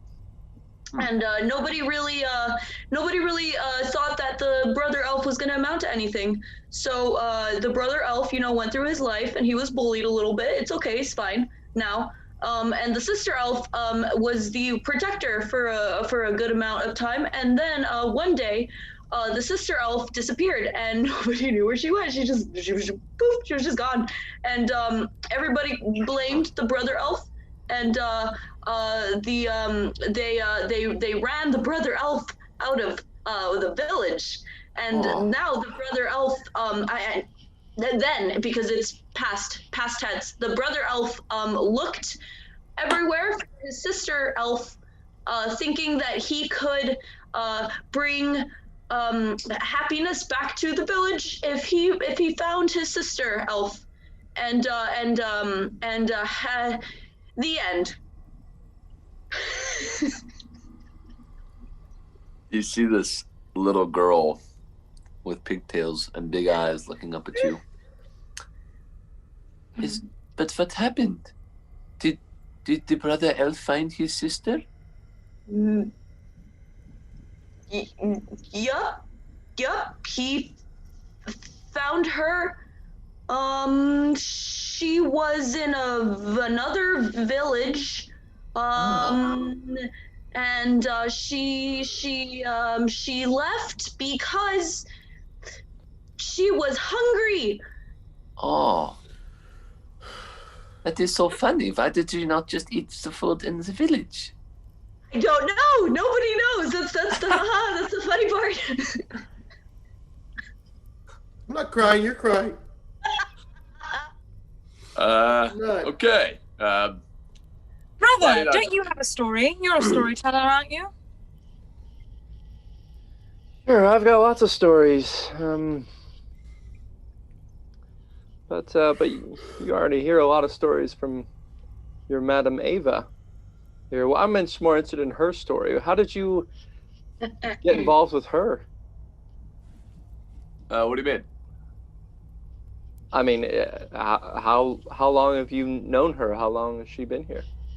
She's been a part of the Vistani family for a long time. I don't know, since I was born, I knew her. And how is it that you become a part of the family of Vistani? Is it like a biological family? Is this like? Yeah, I mean, it's the culture we were raised in. We're kind of our own separate culture. The people of Barovia don't look upon us, or at least not all of them look upon us with favor, and so. We're kind of, I guess you could say, outsiders, but we don't like to think of it that way. Oh, outsiders. Oh, because you can leave. Well, I guess that's part of it, but also we just don't like, we're not big fans of staying in cities. Or, we kind of like being in the wilderness. Why do you stay here? I mean, look, we got a beautiful lake right here. We got the woods right there. It's a piece of nature. Under the thumb of a vampire. Yeah, well, like I said, he doesn't really mess with us. But I mean, sure, it's got its beauty. I'll give you that. This is boring. If you want to talk, can you just leave the story, Eric? We're trying to kind of do something here. Sure, I'll leave. Great. I'll leave. Norgate kind of follows you. Hey, yes, sorry, it is like a kind of, people, end of the night, they like to sing No. I know when I'm not welcome. And I leave. Okay. We got those tents we made for you, by the way. Feel free to grab one. Thanks. I'll take the first watch. Your buddy, really thankful person. That guy. Oh yeah. He's good. He's cool guy. Yeah. What are you? He's complicated. What? Apparently. Sorry, what you saying there, Stiki? Aerith, what? I'm so sorry, dude. What are you? Are you a human? I'm half elf. Yeah, that's a cool half elf. He's cool. Real cool elf. Yep. All right, are you guys doing anything else before you head to bed? No, probably not. Which tent is Arena going in? She's not really spoken much, but when Stiki kind of got up, she just said, "Shall I be staying in your tent?" Well, it's up to you. I'm taking first watch tonight, so you sleep and I'll sit outside. I'll make sure you're safe. Okay. If I may offer a different solution. What is that? I'm a very, very light sleeper. Should there be any issue in the tent, I will be immediately aware of it. Well, I think there are only 3 tents anyway, so... We said that we were taking turns to watch. Yes, but I meant Oh. specifically over Arena. I don't know.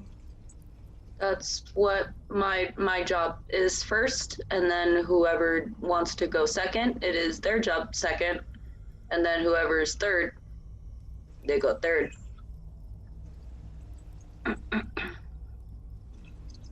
I simply meant there is nothing that can surprise me in my sleep. How is that? As I said, I'm a light sleeper.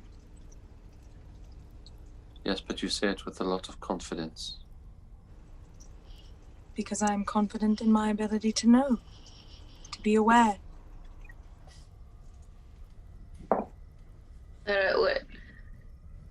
Would you like to take the first watch? Is that what you're asking?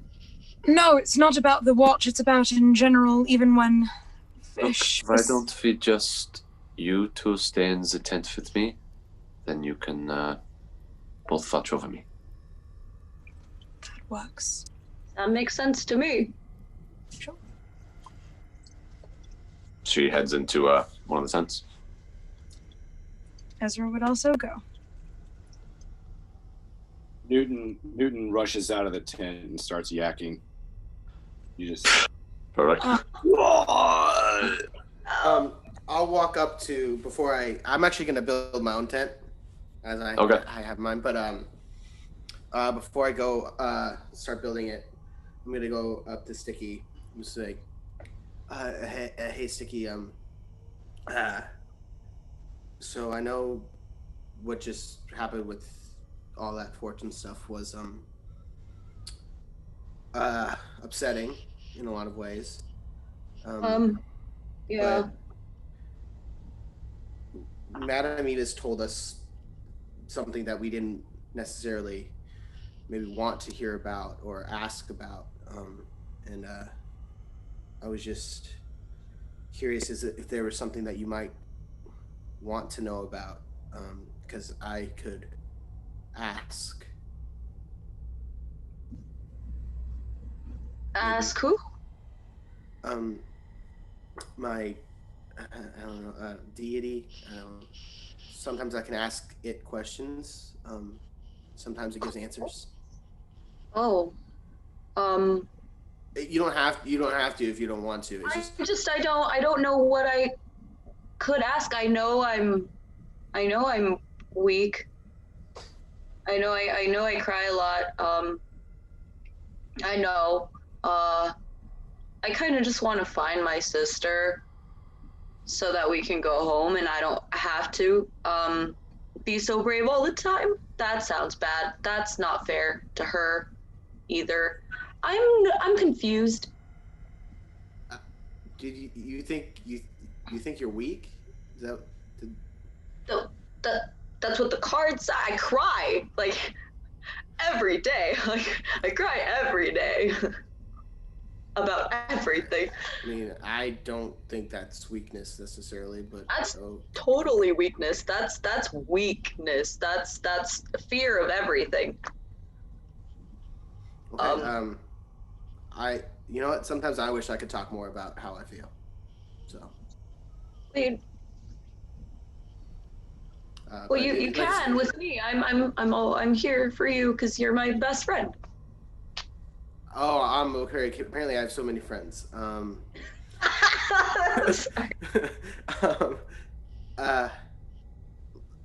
just look. It's just not how I'm wired, and I'm uncomfortable with it. But I just, if there was something that you wanted to, I thought maybe that you would want to know, I could always ask. That's all. I was offering.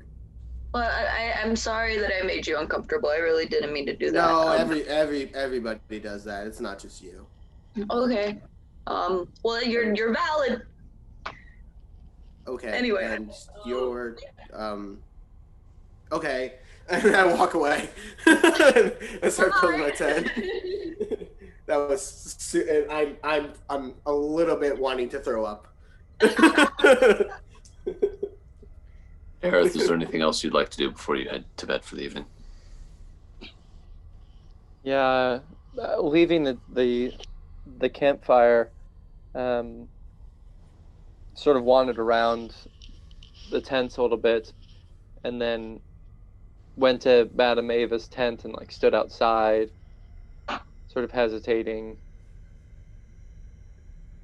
and then walked around a little bit more, and then came back, and then sort of shaking his head.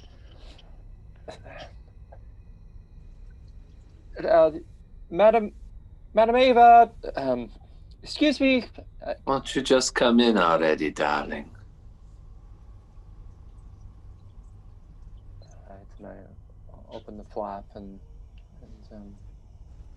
duck in. She's already sitting at the table.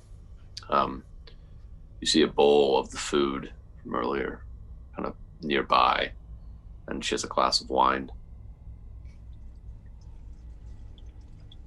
Is there something I could help you with, Tirre? Well, I know that you said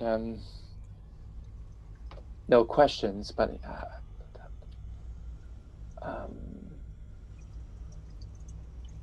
I guess I just don't really accept that. Is there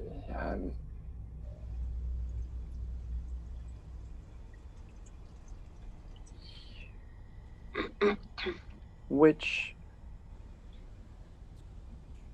you say I will know which mountain?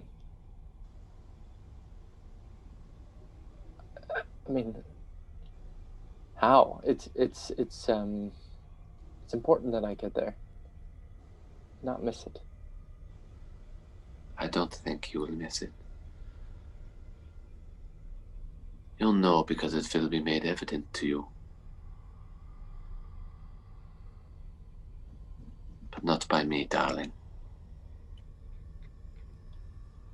By one who can help.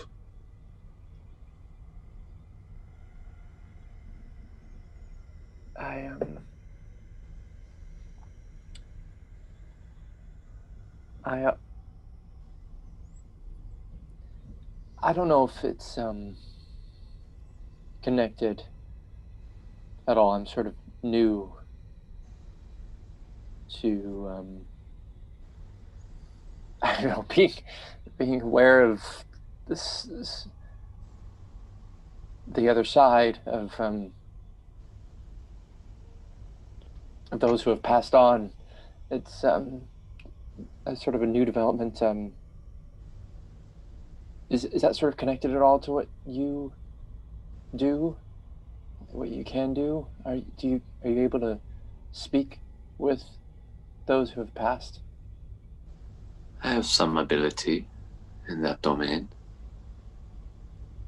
but I feel as though you're much further ahead than I was at your age.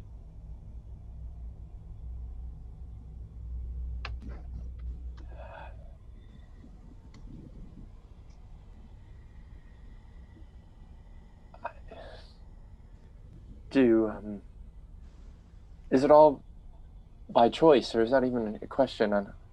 Did you choose this?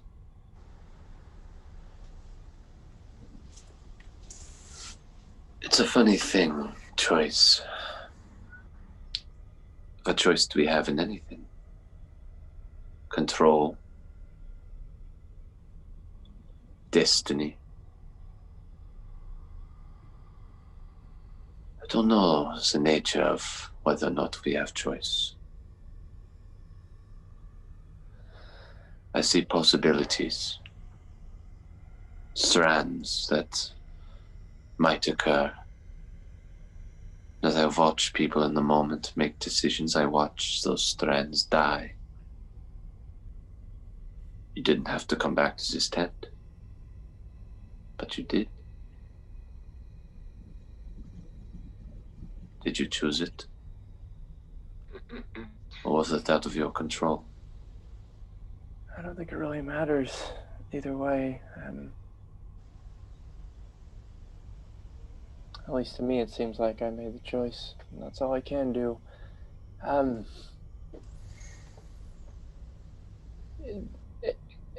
Any of these sort of voices that you talk to,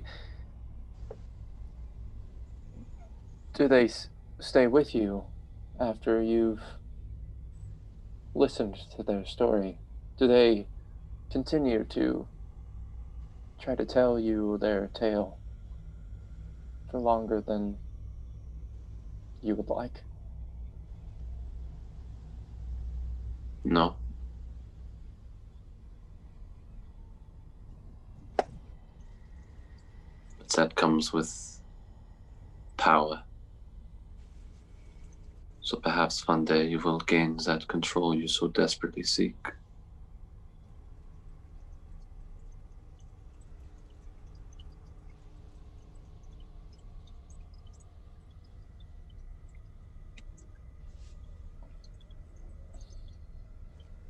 You should get to bed, Tirre.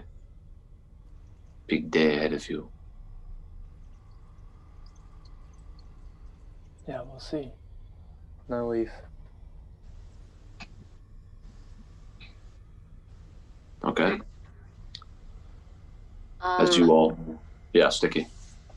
I would like to so, Ezra, So you you're keep them in locked. the tent with me? Yeah, Ezra's currently in the tent. Are you going to stay in the tent, or are you going to stay outside to keep watch? I'm keeping outside to keep watch. Okay. Go ahead and make a perception check. As I have an emergency black cat situation, I'm going to deal with that. Yeah, okay. Got it. I rolled a 12. Okay. You see, like, the campfire dying down already when you guys kind of started to make your way away from it. Samson was heading away. It looks like he was going to bed. The lute player was going to bed. Or it was kind of starting to dwindle down anyway. And by the end of like your shift of the watch, everyone has gone to bed at this point. You don't notice anything out of the ordinary. Who's taking second watch? Havok will take second watch. All right. Yeah, perception check from you, Havok. 10. Not great. Okay. You don't notice too much. At a certain point, you hear a splash coming from the river. But it sounds like it was probably just a fish that jumped up and went back down. If you don't hear anything more. But otherwise, nothing. Okay. And who's taking third watch? I will. Oh. Oh. Go ahead. But I'll also remind that Ezra doesn't sleep, I so got you. he's aware. But you've been in the tent as opposed Yeah, to he'll go out of So, the tent to yeah. have to take his watch. Go ahead and make a perception check.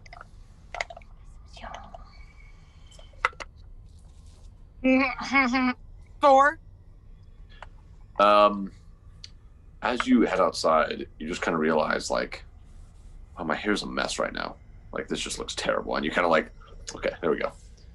Okay, No, okay. They just kind of like are messing with your appearance and like clothes like the whole time. You notice there's like mud, so you find yourself not paying too much attention.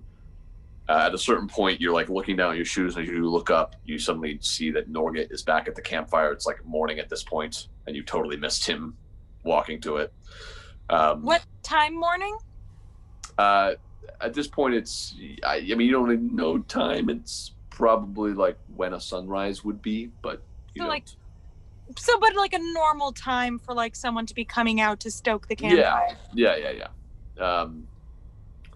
And for everyone else, while you were sleeping, Havok, Stiki, and Havok and Stiki, your dreams were so lonely and isolating and cold. You were just drifting through a dreary landscape, searching for something that in your heart you knew that you were not going to find. And as you woke up, you just felt miserable.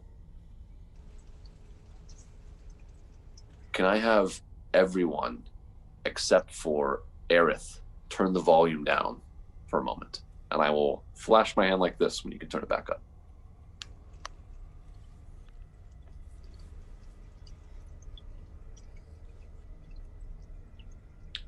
Aerith. Earmuffs. Aerith, you have a delightful dream where you're back in your home that you grew up in. You're playing lute by yourself. It's kind of dark. And then the fire starts. You look up and you see your mom making the fire. She smiles warmly at you as she walks over to the harp.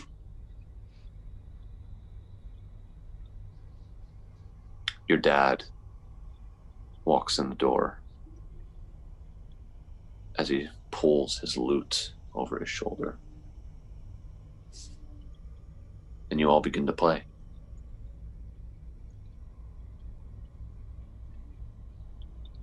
And part of you knows that it's a dream. But you don't care. You don't want to wake up. And when you do, it's as though you're experiencing the day that it happened for the first time. Come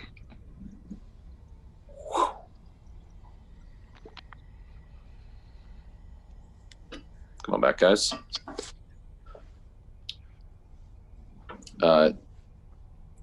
Newton, you have a fantastic dream where you are in a giant city square looking up at Newton's pastry and soothsaying. The line is out the door as people are shaking your hand going in. You feel content, like you have no troubles for the first time in a long time. And when you wake up, you feel more scared than you ever have in your life.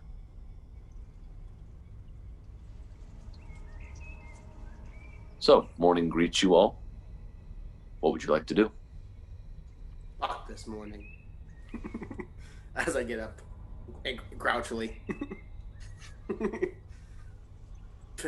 Putting my tent in like my backpack, like just like shoving it in, not folding it at all. Just in a rotten mood. Did I sleep in the tent with Arena? Yeah. Was that my tent? Okay. Is she there? Is she okay? Yeah, she's okay. You saw when you woke up that she was already awake and just kind of sitting in her sleeping role, thinking. Okay. How'd you sleep? I slept very, very well. Thank you. Okay. Good. Looks like we made it another night on the road, so that's good. That is good. We're good. We're doing good. Newton is just like walking the camp, but like with no like he's not like stumbling. He's just like walking in circles, basically, just like non-stop. He's very hungover, and basically he's just walking to be doing something. So he's just incessantly walking with like this like wide-eyed Associated. Yeah. Okay. Go ahead. No, go ahead. When Aerith rises, it just beelines it to like the river, or just trying to avoid any conversation with anyone, just going right to the river, and like splashes water in his face, and it kind of goes to the edge of the woods so that like he can see the camp, but just sort of is waiting on the edge and waiting for everyone to sort of be ready to go. I think once like the morning was kind of arriving, I think Ezra would make his way to Ava's tent. Okay. It's kind of as you see Aerith head off towards the lake, you are walking towards Ava's tent. He just... Ava? What is it, darling? You're still asleep. Never I mind. was. I thought you might come, but I'd hope you'd choose a different strand. But please, come in. It's only very early. Ezra would go in. Apologies for the early hour. It is all right. What can I help you with? What do you know about me, Ava?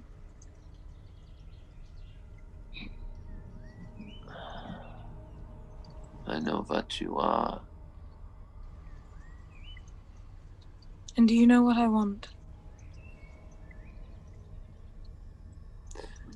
I have a pretty good idea. Do you know how I can find it? Trust the gods, my darling. I've never been very good at riddles.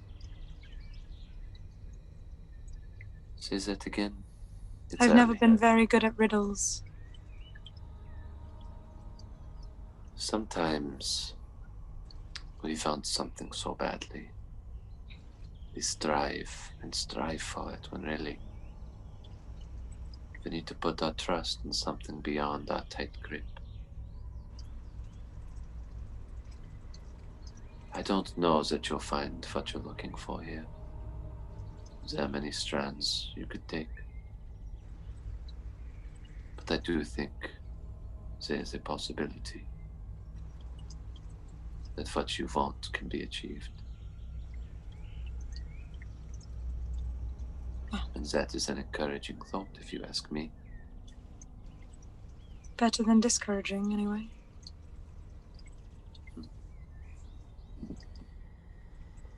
Thank you. Be careful in Velaki. Why? You, in particular. Why? What are we going to find in Velaki? I'm not as worried about your friends, but... Or you might be able to fool some of the people in Barovia and even some of the people in my camp. It's very on edge in Velaki. For someone like you. You know I'm not like the others. I do. But do you think the common man would feel the same? Or the common cat, for that matter. And her cat jumps up on the little table near you. Oh, hello.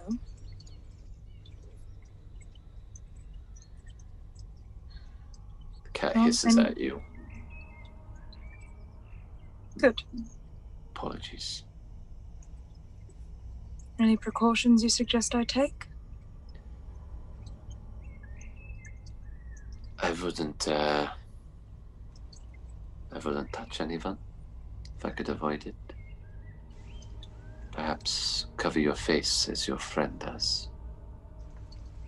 Your eyes in particular. Noted. Thank you. I will keep that all in mind. Safe journeys. Happy travels. He'd stand and go to leave. Gotcha.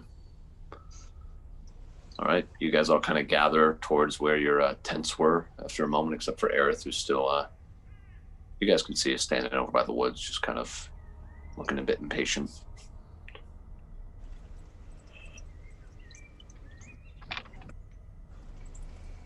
Well, shall we go?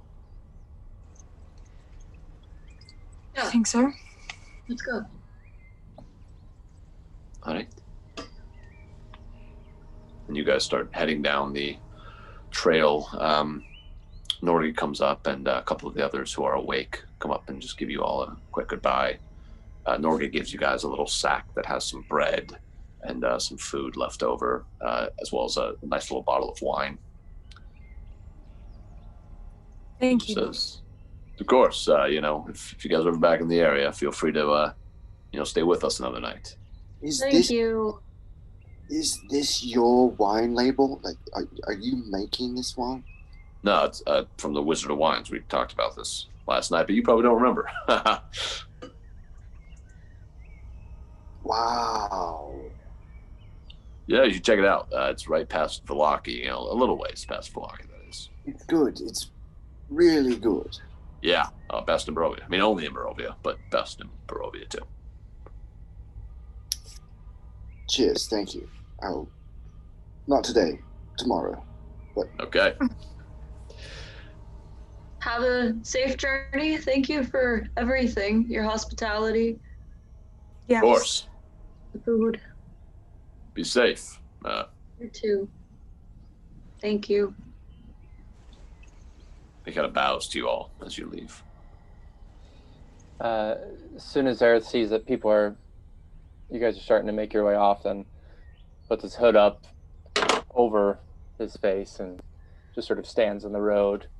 Ezra would also put his hood up over his face. May the morning lord be with you. Okay. And you guys head out. Mm-hmm. So you guys walk for a while, heading west, kind of along the river.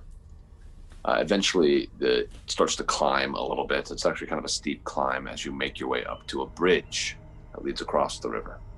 Good question. Did Arena put her hood up too? She did, yeah. It's a little bit rainy at this point, so yeah, she definitely threw hers on. As you cross the bridge, you eventually come to a crossroads. You see you could either turn right to follow the trail or keep going left, west, as it is. What are the Do signs we know? say? Yeah, is there a sign? There is. Pointing to the left is a sign that says Velaki. Pointing to the right is a sign that says Castle Ravenloft. Left it is. Okay. You guys head left, continuing down the trail. And it's tough traveling. Same as it was yesterday as you were leaving Barovia. Just kind of rocky ground, tough stepping. You're having to move a little bit slower than you think you would. So it's taking a decent amount of time. But you started early. Eventually you start to make your way back towards like a forest area. And suddenly you see, jutting from the impenetrable woods on both sides of the road, are high stone buttresses looming gray in the fog. You see huge iron gates hang on the stonework. Dew clings with cold tenacity to the rusted bars. You see two headless statues of armed guardians flank the gate. And as you start to walk through it, you see the heads of these guardians lying among the weeds at their feet. Can I roll like a history check? Sure. Or do I know anything about them? Sorry.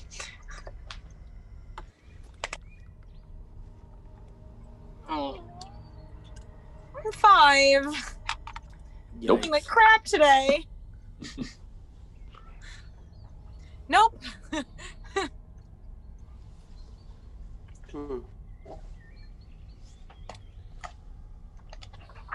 But you guys keep going? Yeah. Is there anything like noticeable about them? No, they just kind of look like knights, maybe statues of knights.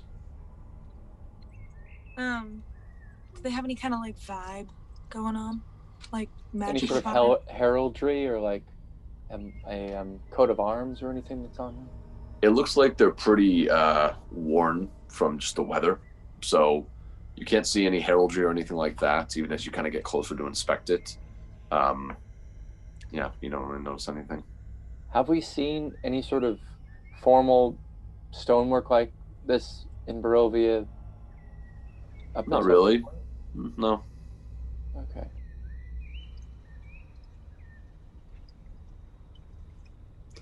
Oh, fuck it. I don't know. Stupid statues. But you guys keep going. As you make your way further west, kind of heading downhill now through the woods, you begin to get the feeling kind of like you're being watched. You look over your shoulder a couple times, you don't see anyone. But you can't shake the feeling. Ezra's hand would just kind of rest on his short sword. Okay. After walking for about another 45 minutes through the woods, so at this point you guys have been traveling for almost 2.5, 3 hours now. I need everyone to make a constitution check for me. Oh, fuck. Ooh, which one's it gonna be? It's gonna be this guy. A check or a saving throw? Check.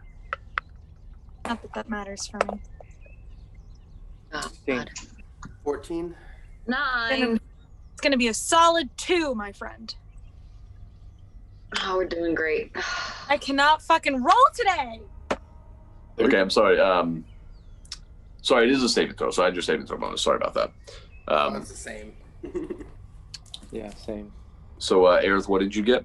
16. Okay. Newton, what'd you get? 13. Okay. Ezra, you got a 9, you said? Or I 2? got a 2, baby. Gotcha. Stiki, what'd you have? 9. And Havok? 14. Okay.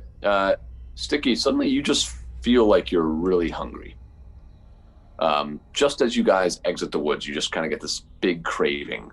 And as you exit the woods, you now see that you're kind of looking out over this large valley. Way off in the distance, you can see a lake and what looks to be a walled town resting nearby.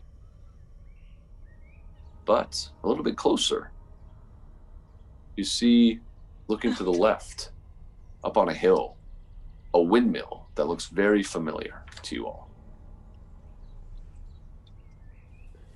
Oh.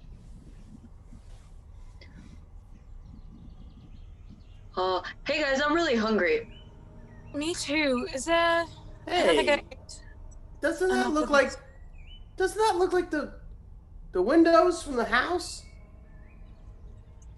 It's from the house, right?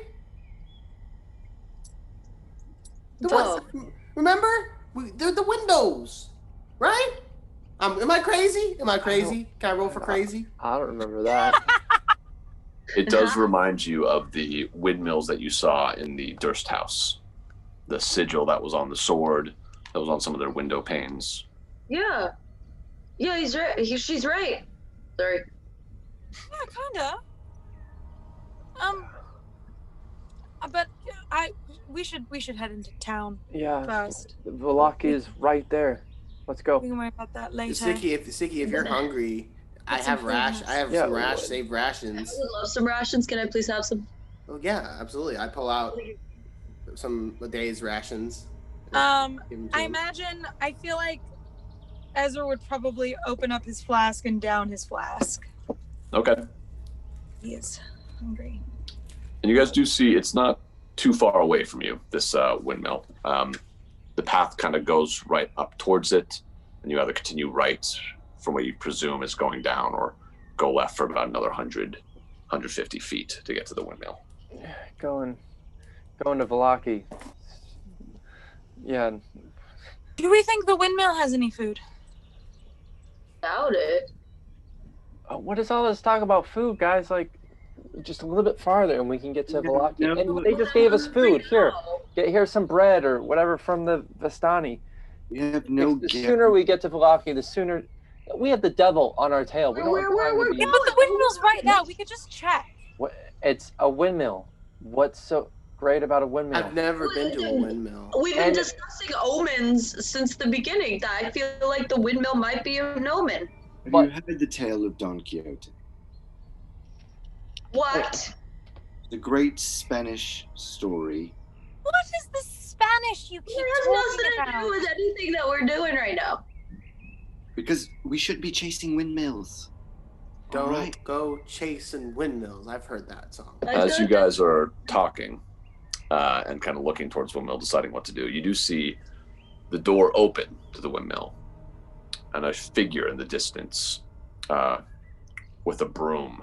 Looks like they're sweeping outside. Don't trust a person. They have food. Let's go. Come on. Gee, the last time we went into a house that we did. Ezra's going. Oh my God. Well, technically a windmill. Rita's safe. I say to Aerith, technically a windmill's not a house.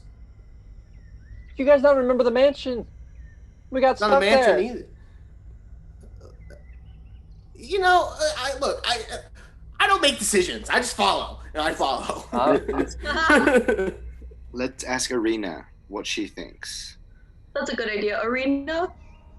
If it's, I trust you all. If it's just a quick stop, that is fine. I think, if I'm not mistaken, this is where the woman sells her pastries, and I know Newton's been talking about that. Oh, pastry sounds good. Yeah, I gave you mine, Your right? life. Pastries, your life. Your soul from the devil. Pastries. No. I choose pastries. I passed. Why are you choosing pastries? I haven't even seen you eat a pastry. Because it just sounds so good. My mouth is literally watering. Why don't we... We're not going in, Arena. Flip some kind of coin or roll some kind of, I don't know, dice or something that may randomly decide. Your card. Pull a card. We can take a vote, can't we? It's right there. They're probably making lunch right now as we speak. Maybe with pastries. Man, you guys are really convincing. I've been, I mean, it didn't take a lot of work, but I've been won over. I'm gonna stay here with Arena, and you're gonna stay somewhere by yourself. It worked so well for you last time. I'll stay here. Can you bring me back pastries, please? Yes. Thank you. Let's go. I look for a place where we can hide. Okay. So as some of you begin to split, some of you heading towards the windmill, some of you looking for a hiding place. Terrible idea. Now seeing the village of Velaki, just probably a couple hours away from where you see.